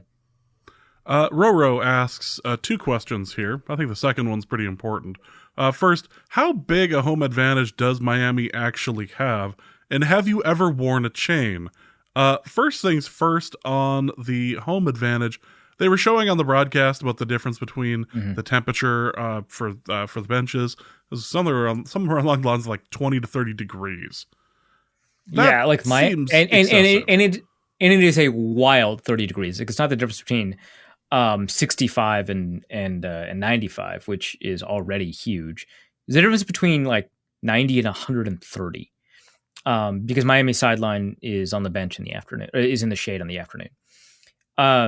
Now, mind you, I would think that this is something that is highly unethical / the NFL should make illegal if the Vikings weren't allowed to bring their own shade. But the Vikings were allowed to bring their own shade, and they had industrial fans going. So the temperature that was on the Vikings sideline was different than the temperature on the Vikings bench. That's not to say that this doesn't play a big role. I'm pretty confident it does. And so I was taking a look at, there's something called NFELO, which is not the same as NFL ELO on 538, NFELO. And one of the things that they take a look at is home field advantage. They've got a home field advantage tracker. And the first thing to keep in mind is that home field advantage has diminished every single year, even if you take out the pandemic season, which is important. If you take a look at it all time, Miami does not have a very high home field advantage. In fact, they're the middle of the league in terms of home field advantage all time. It would not shock you to learn that of teams that have an enormous number of games played at their home field, FedEx Field is the lowest home field advantage. And then of all teams, it's SoFi Stadium, which is even less shocking. But it's not that big, and they've played in Hard Rock Stadium since like 1987. But if you take a look at the last 5 seasons, Miami's number 1. I don't know if they were more aggressive about pursuing of pursuing the sideline advantage than they were before, maybe switching sides, but I would imagine that they wouldn't be. It would be very difficult for me to believe that. You take a look at the last 3 seasons instead of the last 5 seasons, they're number 3. You take a look at the last 16 weeks, they're number 2. Maybe a lot of that disappears because of the winters, which is why it kind of fades a little bit, but it feels like there's something there, which is interesting because I remember a couple of seasons ago, Miami was like 8-0 on the road, and they had trouble winning at home. I think it might have been the Philbin era. And so it's kind of interesting that this popped up, but it very much seems like there is some level of home field advantage that is not completely explained just by variance, right? Because if you like flip a coin for each one of these stadiums, you're going to end up with a variance, and someone's going to look like they have an advantage when in reality they don't. But it very much seems like they do. It's not like so much that like it exceeds, for example, the Steelers' home field advantage, right, or Lambeau's home field advantage by that much, which are 2 and 3 in the last 5 seasons. But it's something. So maybe Miami does have some pretty significant home field advantage that is related to temperature, especially early in the season. And I would imagine that all time, remember this goes all the way back to 1987, and the last 5 seasons might also be different because for some reason, I don't know what the reason might be, but hey, maybe for some reason in September and October, it's getting warmer. I don't know why, but I bet that it's unusual to get 90 degrees in the middle of October, even in Miami. I'm just going to put that out there. And if that's the case, then maybe that's why the last 5 seasons are more significant than all time for Miami if their home field advantage is temperature specific. But it does not look like it is number 1, but it does not look like it is so wildly out of sync. And the last 3 seasons is not even number 1, that it's worth some kind of NFL intervention. But it's something to think about. I like the subtle hint there, the subtle dig. It's you working in subtlety is just not something I'm used to, I guess. I don't know what the history of 90-degree temperatures in October in Miami is, so I don't want to be too definitive. It certainly feels like something to think about. Yeah, well. Kenneth Allen asks, are the Vikings the worst 5-1 team ever? They were amongst the worst 4-1 teams by DVOA, and it seems like that may be continuing. So I'm going to link a tweet from Aaron Schatz, the guy at Football Outsiders who invented DVOA, and his work was, I think, really pivotal to a lot of analysis that we're using today with regards to like EPA and success rate and so on. It's like, kind of the originator of that. So going back to 1981, he looked at the worst 4-1 teams ever by DVOA. And both the Giants and the Vikings feature on this list. So the worst one was 2010 Chicago, then 92 Denver, then 2009 Cincinnati, 96 Buffalo, 2020 Chicago, 2011 San Diego, now obviously LA, and then the Vikings, right? So they were one of the worst, but not the worst, right? And then you've got 87 San Diego, which, the 87 seasons, whatever, anyway. The 98 Falcons, which I won't talk about, and then the 22 Giants, right? And so you take a look at those teams, you probably remember one of those teams a lot, but that's actually an atypical outcome. So I did a little bit of math on that, and I looked at the remaining number of wins they had after those 4 wins, right? And so on average, the number of wins those teams earned after winning 4 games at the beginning of the season was 6. And I took out the 1987 season because, again, it was like a 12-game season. But yeah, the average was 6 games. Okay, great. How many seasons of 8 or more additional wins? That is, for these 16-game seasons, 12 and 4 or better. And only 3 of them out of, so what was it again? 10. So 30%. Only 30% were able to win 8 or more additional games. Now, mind you, this is at a 4-1. So now we're talking about a 5-1 team, which means that your prior should be adjusted a little bit. It is more likely for a 5-1 team to actually be good than a 4-1 team. But, and they were able to pocket one of those wins, right? And, you can't with 10 or with 12 games left on the season, they average 6. So they're a 500 team on average. These teams are 500. One of these teams only won, or actually 3 of these teams only won 4 more games for the rest of the season, right? and they finished with 8-8, which is around, their DVOA was around the Vikings, the 2011 Chargers, and the 2020 Chicago Bears. Both of them finished 8-8. They had a very similar DVOA to the Vikings. They're probably the closest comparisons. Now, mind you, the 98 Falcons did go all the way to the Super Bowl. That is a possibility, but they were, of course, deeply unprepared for what occurred in that Super Bowl. Perhaps a different team should have represented the NFC. But for the most part, these teams do not end up doing well. A lot of them make the playoffs, and a lot of them don't do very much in the playoffs. But some of these 8-8 teams obviously don't make the playoffs. A lot of these teams end up going to the wild card, like the 96 Buffalo team or the 2010 Chicago team, and then they don't do anything there, right? And so the history of these teams is mediocre, following the 4-1 or 5-1 start. And I can take a look at that kind of more deeply when I talk about this in an article, maybe. Is this the worst 5-1 team ever? I don't know. I didn't take a look at whether or not the 2010 Chicago Bears, the 92 Denver Broncos, or the 2009 Cincinnati Bengals won the next game. But evidently they are in contention, which I find kind of interesting, because the worst blank team is always a fun conversation because it gets so many people mad.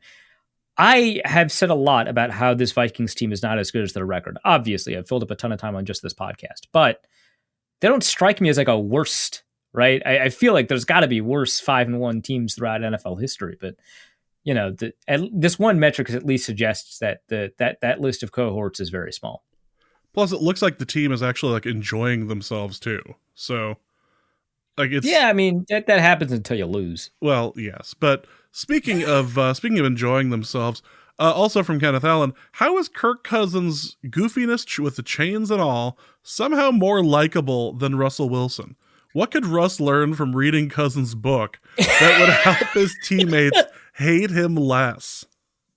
Well, Cousins does not have the strongest history of connecting to his teammates. I'll say that first of all. But second, they're both goofy, right? They're both dorks. But like, Cousins is authentic, which is like a weird thing. But like, he is who he is, and we all know that. The perception around Russell Wilson, a perception I happen to believe is the case, but very difficult to judge from afar, is that he is extremely fake, extremely inauthentic, extremely phony. And so we know he's a dork, and he plays as if he's not. And that really rubs people the wrong way. He's like a very rah-rah kind of cheerleader guy that thinks he can be gritty and tough. And like, mind you, right? Like, if Russell Wilson and I got into a fight in an alley, you would not be able to recognize my remains, right? But like, acting gritty and tough and having that attitude is different than being built like a running back, right? There are two different things. But the perception of Russell Wilson is that he is constantly shifting what his personality is in response to the environment around him. We all do this a little bit. That's just what code switching kind of is in kind of the macro sense. The micro sense, it's got a more specific academic definition. But in the macro sense, we all change the way that we act within the roles, right? Like, obviously, when you go to work, you act differently than when you're among your friends. And this is not seen as a sign of deception. But I think that for Wilson, he is attempting to present this as if this is his, true personality, and he is negotiating in a language that he's not familiar with, essentially, that he keeps on speaking in ways that are uncomfortable and awkward and don't come to him naturally. And so he comes off like a phony. And Cousins is just always a dork. And it's to some extent that is endearing, right? And I have a ton of criticisms of Cousins as a person, right? I went over them in the last show, right? Obviously, I've got criticisms of him as a quarterback. I see these things as separate. Although, if you've read the article that where Kenneth Allen's referencing the fact that I read Cousins' book that I wrote for that, I think that there's a small amount of like a Venn diagram overlap there. But for the most part, I think that there's a lot of reasons to be uncomfortable with Cousins as a person, but that he doesn't come off as inauthentic. If you're interacting with him in the locker room, you've got a pretty good understanding of who you're getting. And I think that's a little bit different than saying, because like Cousins' media presence is a little inauthentic, but like he doesn't hide from the fact that he's a dork, which is what I guess I'm trying to get across. Like there is a veneer of fakeness with Cousins in terms of the public interactions. It's really difficult to get past. I think he's actually done a really good job with that this season, for what it's worth. At least to the point when I stopped covering the Vikings, exclusively. I think he's done a much better job kind of connecting in a media environment. But he's always had that problem, but it's not as if he is presenting that he is somebody else. It's just that he's presenting this happiness that he doesn't always have, which is kind of normal, I guess, but it doesn't come off, right? And so I think that's the difference, right? Is that Cousins wearing the chains is not Cousins attempting to demonstrate that, like, this is who he is. Like Russ, if he's wearing chains, 9 times out of 10, it's not Russ making a joke about how dorky he is and how weird it looks. It's Russ attempting to say, this is who I am, and no one buys that. So I think that's the difference. I think one of the other differences has to do with kind of approachability too, or at least publicly. This last week, Richard Sherman on his podcast was discussing this very thing with, I believe it was Marshawn Lynch. Oh boy. Okay. And they were talking about how they didn't, how you couldn't actually get a hold of Russell Wilson on the phone. You had to call his agent in order to get to him. And it was just, it was just like, wow, really? Okay. But that doesn't surprise me based off of all of the, I didn't know that going into this little rant. That doesn't surprise me based off of like what I'm learning about Russell, just generally speaking. So goodness. So yeah, there was an approachability thing, and Russ and Marshawn was just saying, they're like, I'm not going to call an agent for somebody I play with. That's just not how if I go to battle with you, I want to be able to get a hold of you. It's like, yeah, it's fair. We never did answer whether or not you've ever worn a chain before. I just want to point that out. Oh, in high school as a joke, but not like, since then. Mm-hmm. Erroneous Monk asks, has punter Ryan Wright... Wait, no. Back. What's the about? I'm not, I don't, I was clearing my throat.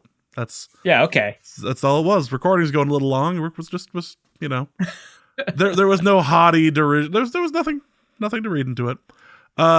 You just want me to read Erroneous Monk one more time.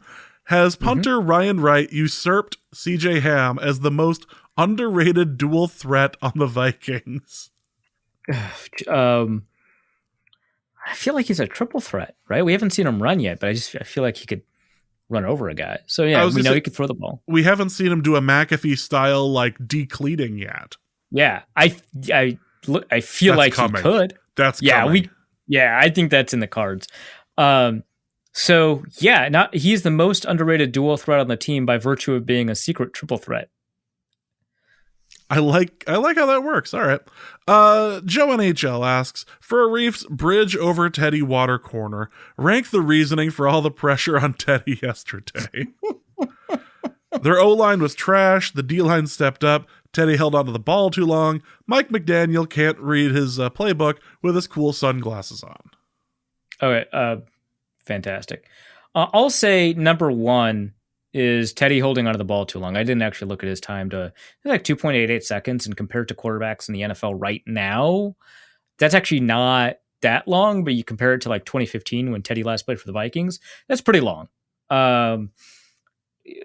It's weird because at the time I was complaining that like, hey, there's so many 7-step drops in this offense, it's killing him. Look at all these other offenses, 3 5-step drops. Now there aren't 7-step drops in the offense as much, but quarterbacks are scrambling and running and read optioning and stuff like that, and so they're holding onto the ball longer.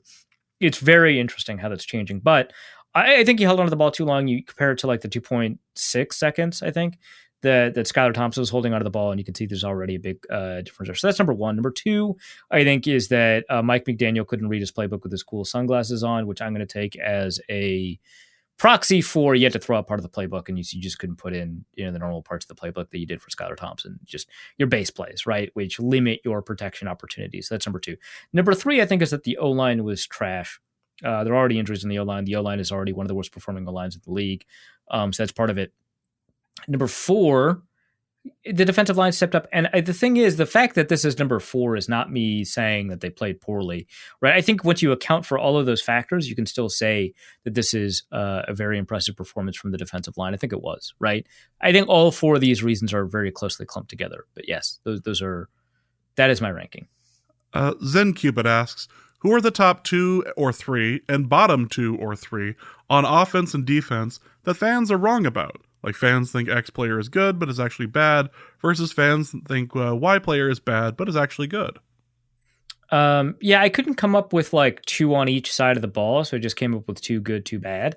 One, I think that Danielle Hunter, this is not Danielle Hunter's first good game, and I think a lot of people are treating it like it is. I think that he's played at least 3 good games in a 6-game season. That's not too bad. And I don't think that his bad game, well, he had, I think, probably one pretty awful game, but I think that his bad games are not bad. So I think that it's basically 1 bad game, 2 all right games, and 3 pretty good games. And this one, obviously being his best one, was the most easily noticeable one. But I think that he's been playing mostly well the whole time. So he was not secretly bad. I think that he was good. I think the same thing is true of Adam Thielen. I think that he's been getting open, and I think that he's just not been targeted. And I think that the Vikings should be a little bit more aggressive about targeting their tertiary receivers, because I don't think Thielen and Osborne are playing all that poorly. I think it's just like a lot of the incompletions that are headed Jefferson's way could be completions headed towards Thielen. So I think that he's actually playing well. Again, I want to take a deeper look at the all-22 to see if there is actually opportunity there, or maybe Thielen is actually cooked and I'm just holding on to a lost era.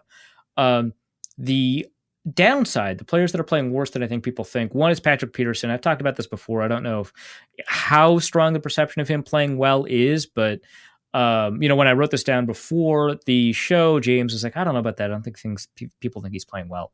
And if that's true, fair enough. My read on it is that a lot of people think he's playing well, but people in our circle, people who listen to, my podcast or read my work or listen to the podcasts of people whose work, cross-references with each other, like Luke Bronze, or listen to Sam Ekstrom podcast or whatever, right? We'll run in kind of a similar circle. I think they all kind of understand this, but I think for the most part, people think that Peterson is playing well, and for the most part, you don't see him getting posterized all that often. But you take a look at, I don't know about these last 2 weeks, but you take a look at the first 4 weeks of the season, and he is just losing to speed threats a lot, deep. He's getting burned, and he's not getting targeted.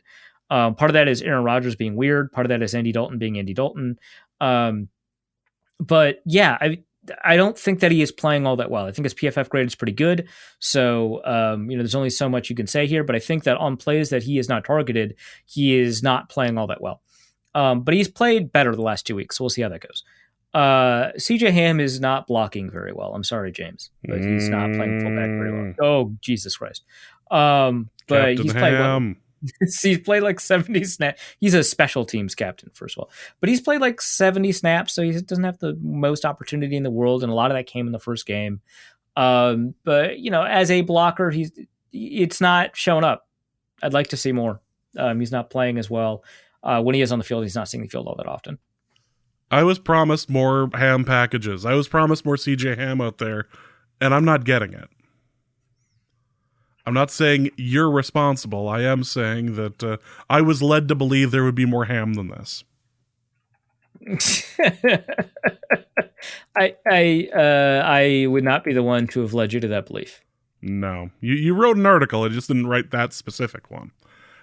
Zen Cupid also asks, what are the chances that Zimmer watched the game while wearing a Teddy jersey with tears in his eyes, cheering him to beat the Vikings?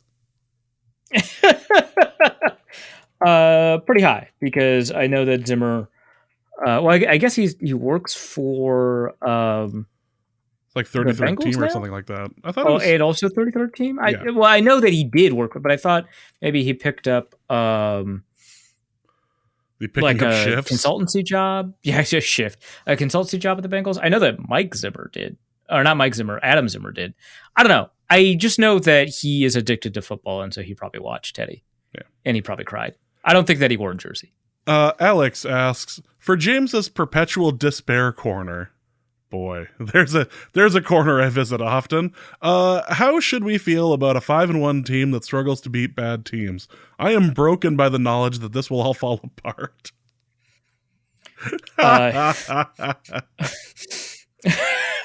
We joke about the whole like, well, maybe it was just the friends we made along the way was the real, blah. Really, you should just enjoy this run that we're having. You should enjoy the silly stuff that's happening as a result of winning.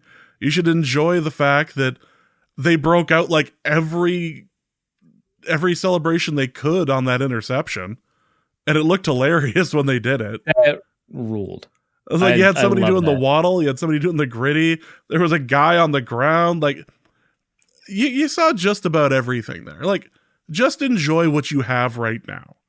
We don't have to worry about what happens in the playoffs yet. Just enjoy the fact that the team you cheer for, that you enjoy, is 5-1 going into the break and isn't hurt. Yeah. Just enjoy that for now, because you all know what the sign off is for the show.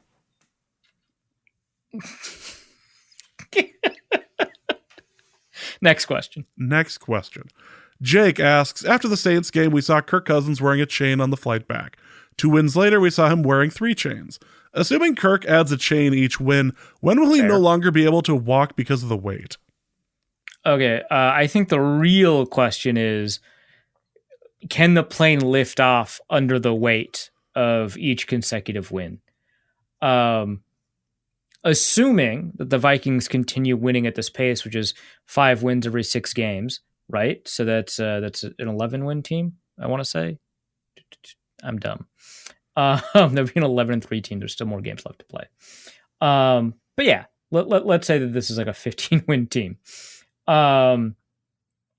That's a lot of chains. It'll break his neck, but I don't think that that's what would stop the Vikings from laying chains upon his paralyzed body. I think that they would continue to do so after each win in honor of the previous chains, so that the first chains did not get put on there in vain. The issue is that the chains are also getting comically larger, right? And, obviously, like, the chains already existed, right? So it's not as if they found a larger chain. They're just like, all right, well, let's put Justin Jefferson's jet chain on top of the clock chain. But they are getting larger. And if we're using the same logic by which he's adding a chain, we are also using the same logic that they get larger. Let's pretend it's exponential. And then at the end of the season, a chain the size of Kirk Cousins will be on top of Kirk Cousins. Maybe this is turning out to be more of like a Christmas Carol situation. Like, these are the chains that he forged in the season, and he's just having to carry these out. Yeah, exactly. So they're chains of success, but like, there's a metaphor here for working, I think, and capitalism. I don't know, but the chains.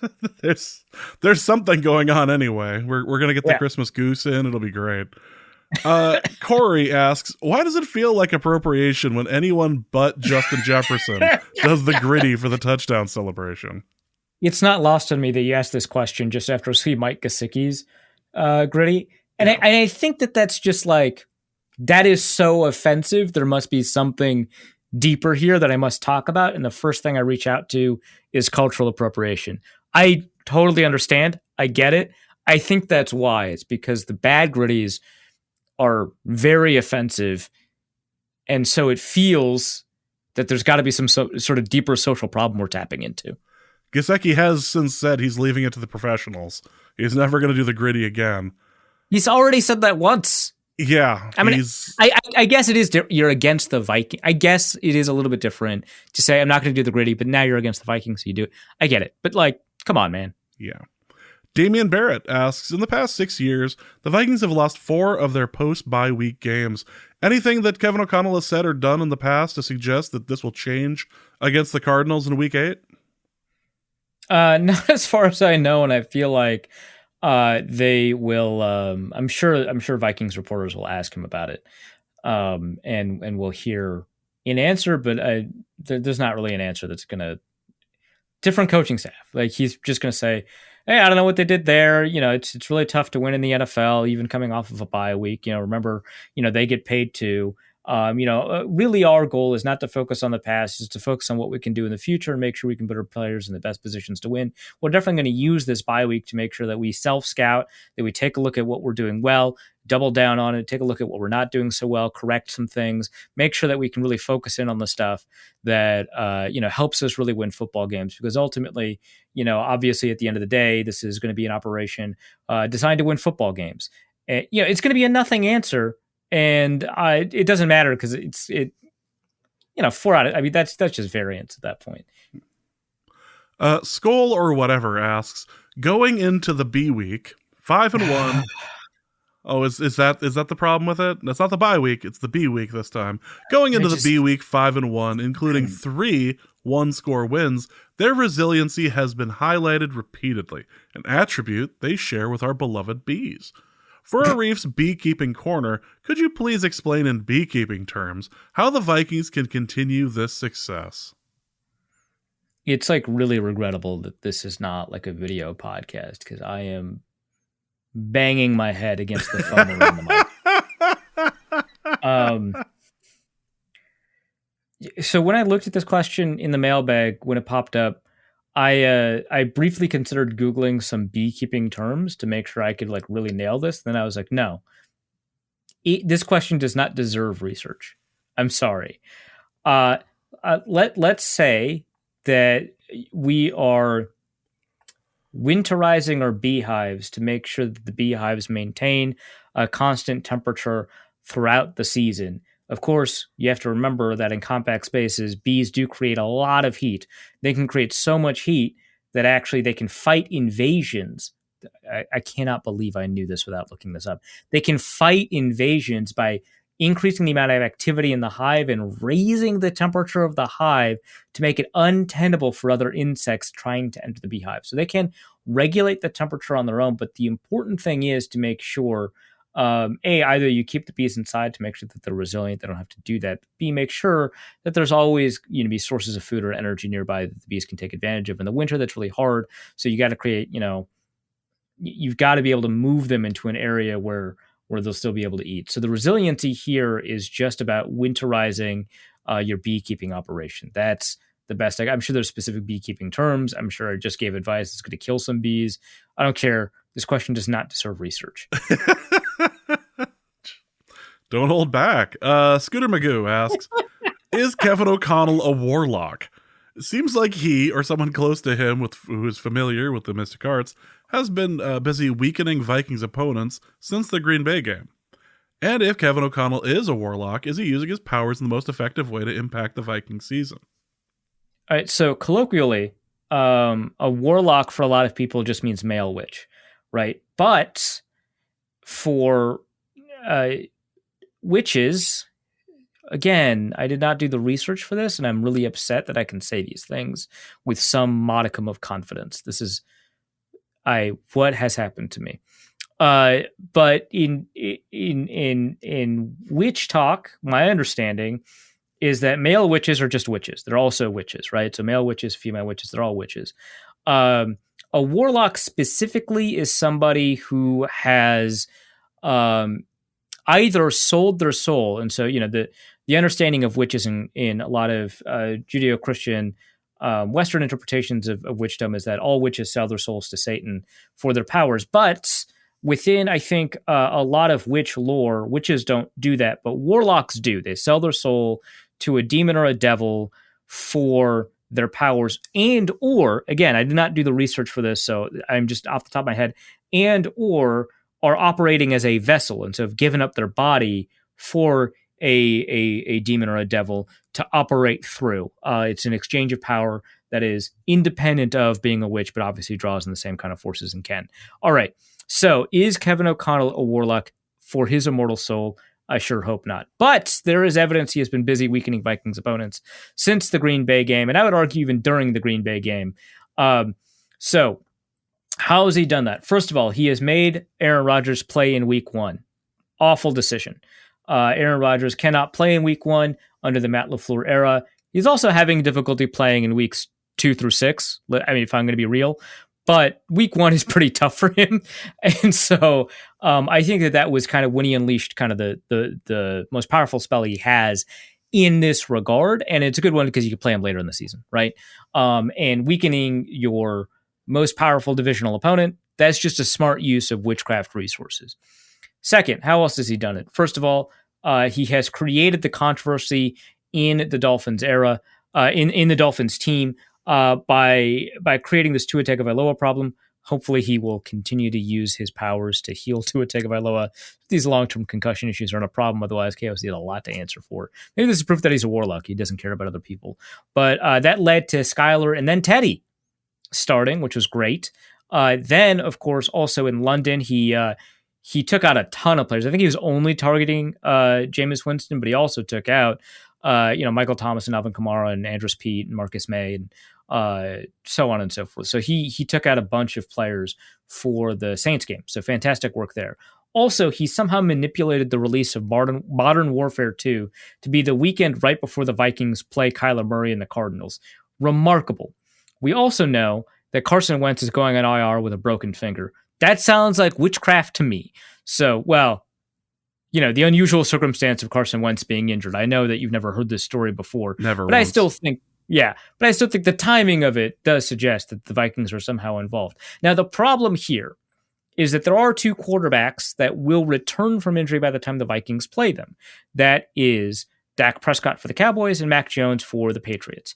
Now, I think that he also tried to curse them, right? But I think that sometimes you just have counter magics, right?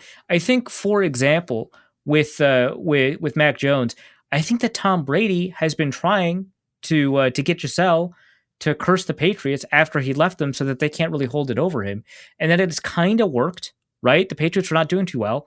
And then suddenly they start doing pretty well this year. At the same time, Giselle and Brady are having some trouble, right? So I think that there's a counter magic here where Giselle is actually helping the Patriots, and that is harming the spell, right? That Kevin O'Connell cast on Mac Jones and the Patriots. But with the Dak Prescott stuff, that's just variance. Your spells are not 100%. You're playing the odds with these spells.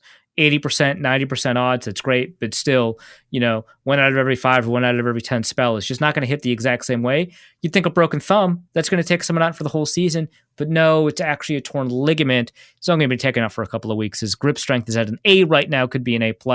So that's just what happens sometimes with spells. So it very much seemed like there were going to be some more backup quarterbacks the Vikings are going to play. We'll see down the road. He might have some more spellcasting resources in reserves. He might be using them. We'll see if we actually get to see Mac Jones or Bailey Zappi play. We'll actually see if Cooper Rush or Dak Prescott plays down the road. Who knows what's going to happen with Josh Allen and the Bills, right? Who knows what's going to happen with some of these?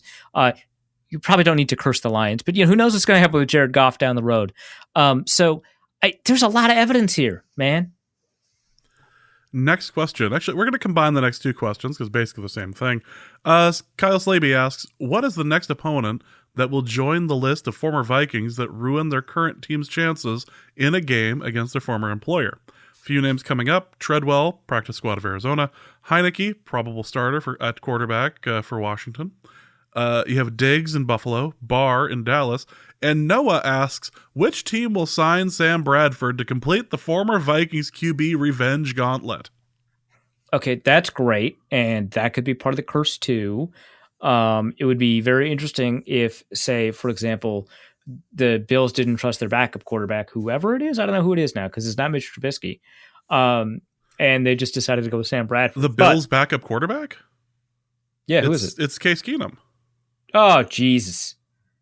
Oh, that's going to be the worst curse. I hope KOC doesn't use the curse there. Oh, no. Can't have that happen. Gee, okay. So if I can't believe it feels like fate, right? That they'll play the Case very Keenum same, yeah. Oh, man. Okay. Who's the Giants' backup quarterback? Of all people I don't know off the top of my head, I somehow have not figured out. All right. So the Giants' backup quarterback is Tyrod Taylor? Yeah. Well, now it's Tyrod. Let's be respectful, James. Fine.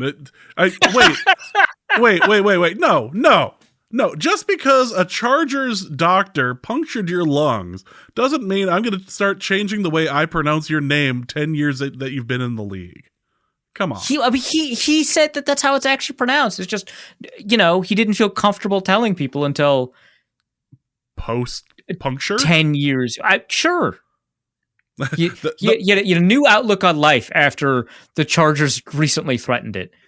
You know how in Fight Club, he robs the store and then he asks at gunpoint, he asks the guy what his dream is. And then he says, if you don't get started, go to school or something like that. If you don't get started doing that, I'm going to visit you and ask you you know what I'm talking about, right? Yes, I'm familiar. Yeah. And the breakfast the next morning is the best breakfast he ever had. Well, the same theory, Tyrod decides that his name is now Tyrod and he just wants people to recognize his authentic self. Otherwise, I could have died of a punctured lung out there. Why don't I assert myself? I just like the idea that the Chargers doctors they still have his ID. They're waiting for him. They're gonna finish the job.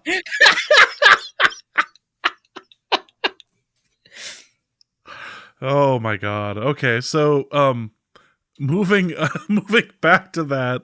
No, so the answer is Heineke, obviously. Yeah, that's it. Also from Kyle Slaby. For Arif's cheating corner, which football player or coach is most likely to utilize the same alternative methods made famous in the chess world to facilitate the stealing calls from opponents?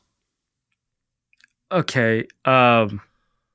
So do we already explain the controversy in this podcast before, or is this going to be our first time? No, we did the poker thing, but we didn't really go in depth. We don't need to go fully in depth for what happened in the chess long thing. Story short, one of the greatest chess players of all time, if not the greatest chess player of all time, Magnus Carlsen, is a grandmaster. Seems like there's a lot of grandmasters, but he's the champion, right? And he's been the champion. He's ever since he beat Garry Kasparov when he was 17 or something like that. I don't know the specifics. Don't correct me. I don't care. He's an incredible chess player, and he doesn't need excuses. So he lost. And he's already announced well before this controversy that he's no longer going to be seeking world titles. He's just going to play chess when he feels like it. So he doesn't really have, in theory, a ton of incentive to do this. So this other guy, Hans Niemann, very talented chess player, I believe he's an international master, which is a step below grandmaster, but it is a really significant step. He rose to the ranks at an unprecedented level in over-the-board play. So there's online play, there's over-the-board play. At an unprecedented level, we just haven't seen this kind of rise for a player with this particular profile, as I understand it. And when he played Magnus Carlsen, the first time, Carlsen shockingly resigned very quickly into the game, and then the second time he resigned 1 or 2 moves into the game, right? And it basically implied that Hans Niemann was cheating, and then a bunch of other people basically came out and said that he was probably cheating. This guy's been accused of cheating before. He has actually cheated in online play before, but that was 5 or 6 years ago when he was 12 or 16. And so it's a little bit different now. But the way that you cheat in chess very typically is to use a chess engine, which are now recognized to be significantly better at chess than human players. And in fact, chess engines are used to evaluate human play. There's a bunch of stuff that proves that he's cheating, and then you take a look at that proof, and then there's a bunch of stuff that suggests that maybe that proof is not very good. I don't know. But how would Hans Niemann receive the messages basically about which piece to move, right? He would need to receive the information somehow. It could be through a series of elaborate signs and signals in the same room that have not been caught. It could be through some sort of electronic communication that could not be detected, but there's nothing in his ears or anything like that. So some people on Reddit decided to explore the idea that other orifices besides ears could be at play. And in doing so, they came up with some pretty inventive solutions involving vibrating beads somewhere, right? So, there's no evidence of that. They just decided that this would be kind of a funny, but it became a meme, right? That this accusation came out, and so now everyone has to resolve the beads controversy. I'm still good on the iTunes front, right, James? Yes, so far. Phenomenal. All right. So, getting that out of the way, which football player or coach is most likely to utilize the same alternative methods made famous in the chess world to facilitate the stealing of calls from opponents? So, once you have stolen the calls from your opponent using your spotters or whatever, how do you communicate the information that you know what play the opponent is to the coach or to the quarterback? Same method, obviously. Who is deploying such methods? Now, when this was asked, we were specifically asked not to use Brady or Belichick, which does make this a little bit more difficult. After all of that explanation, James, before the show, you had a great answer, and how that deployment changed as a result of that answer was very funny, but I also forgot who it was. Well, I was saying it was Russell Wilson, but he was doing it wrong. Yeah, Russell Wilson. Okay, so does anyone remember a couple of episodes ago about my solution for, what was it, teething or something? Yes, it was trying to get somebody to A baby. yeah, right? it was a baby to change what they were using for a pacifier. Yeah. Right. Yeah. And so the goal here was to use progressively harder material. You don't want to start a baby that's teething on metal, right? Obviously, but to coax the baby out of chewing, right? And in order to prevent the pacifier material from becoming a choking hazard, it needs to flare out, right? To cover the mouth and not enter the throat, obviously. James thought that it flaring out was Not reminiscent. just me. A lot of listeners thought. James specifically, because of his dirty mind, thought the flaring out was reminiscent of another tool, which is now somehow analogous, actually, to the very methods that we are talking about with chess. I hope you're following along, because I cannot make it any clearer. Russ, we think, would deploy the vibrations created from the electronic interference or the electronic signal, not in the orifice typically associated with those devices, but rather more along the lines of the pacifier, which in this case would be a mouth guard. Mouth guards prevent concussions, just like nanobubbles. Which they teach that in high school. So yeah. Mm-hmm. Yep. So it's in our belief, it definitely has to be Russell Wilson. There's nobody else that would make sense. I nailed this. There was a lot of nice tiptoeing there along the sideline. Let's continue on with Nolan Kaler asking for North Code, with Kirk Cousins doing his best reenactment of the death of General Wolfe on the Plains of Abraham. Using your knowledge of Canadian colonial history, which Vikings opponents from the first 6 weeks of the season, which Vikings opponent from the first 6 weeks of the season most accurately resembles the Marquis de Montcalm? This is a famous piece of art. We'll have a link to the show notes, but more importantly, the Twitter account Art But Sports has a fantastic picture of Kirk Cousins showing the death of General Wolfe on the Plains of Abraham, and it's quite good. Yeah, fairly well posed. Yeah. So the question is, which of the first 6 weeks of the opponents most accurately resembles the Marquis de Montcalm? So I'm sure that there's a moment in the game that you can use to kind of recreate the posing here. But the thing that stands out to me in this piece of art is that off to the side, so from the perspective of the viewer, to the right of the piece of art, from the perspective of the subjects in the painting to the left, but to the perspective of the viewer, the right piece of art, there is a soldier who is basically face palming, right? Is just looking up into the heavens, but through his hand, right? Just like his hand is just clapped right over his eyes and forehead. That, I feel like there's no other opponent that better represents that than week one, the Packers, right? just the type of frustration. That's like a breaking tablets sort of thing, right? Like that I think is, oh man, we thought we had this, we really don't. That to me is definitely kind of the Packers, and I'm sure you can find a facepalm either in the crowd or on an on-field shot that looks very similar to the way this soldier is posed. All right, well, that's going to be it for this episode of Norse Code. Arif, what do you have to plug? So as always, you can head over to my work at profootballnetwork.com. I've got my weekly column up. It talks about how the Atlanta Falcons are actually interesting, how I'm done campaigning for Lamar Jackson's MVP campaign. Trevor Lawrence is playing really well.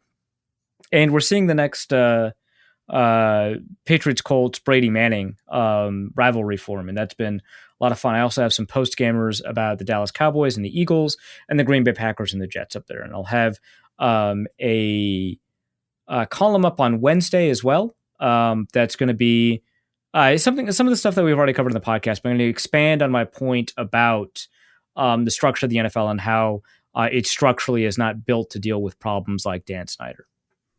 All right, so that's going to be the end of the episode. So thank you guys so much for listening. Hopefully we'll be back on Thursday with a couple of cool things. So for Arif, my name is James. Thank you guys so much for listening. And please remember, especially now that it's the bye week and we're 5-1 and on top of the division, that the Vikings are not to be trusted. And we'll be back later in the week. Norse Code is the largest and only division of Norse Code LLC. You can find Norse Code on the Daily Norseman, SB Nation's Vikings blog at dailynorseman.com. You can also find it on iTunes, Apple Podcast, Spotify, Stitcher, Google Play, and wherever fine podcasts are aggregated. Our Vikings blogger extraordinaire and generally useful human is Arif Hassan of Pro Football Network, and he can be found at Arif Hassan NFL. I am your producer and host, and my name is James Pagashnik. You can find me at the show's official Twitter feed at NorseCodeDN or my personal account at Big Mono. If you'd like to donate a few bucks to the show, you can do so in a few different ways. You can go to patreon.com/NorseCode and donate there. For $3.50 a month, you get bonus material and more. You can also go to paypal.me/NorseCode for a one-time donation, or you can go to norsecode.threadless.com and pick up some Norse Code merchandise. Any questions or comments that cannot fit in a tweet can be sent to norsecodepodcast@gmail.com. On behalf of the Norse Code staff, thank you so much for listening. Our formula is this. Hey, all things are possible through the power of Ben DiNucci.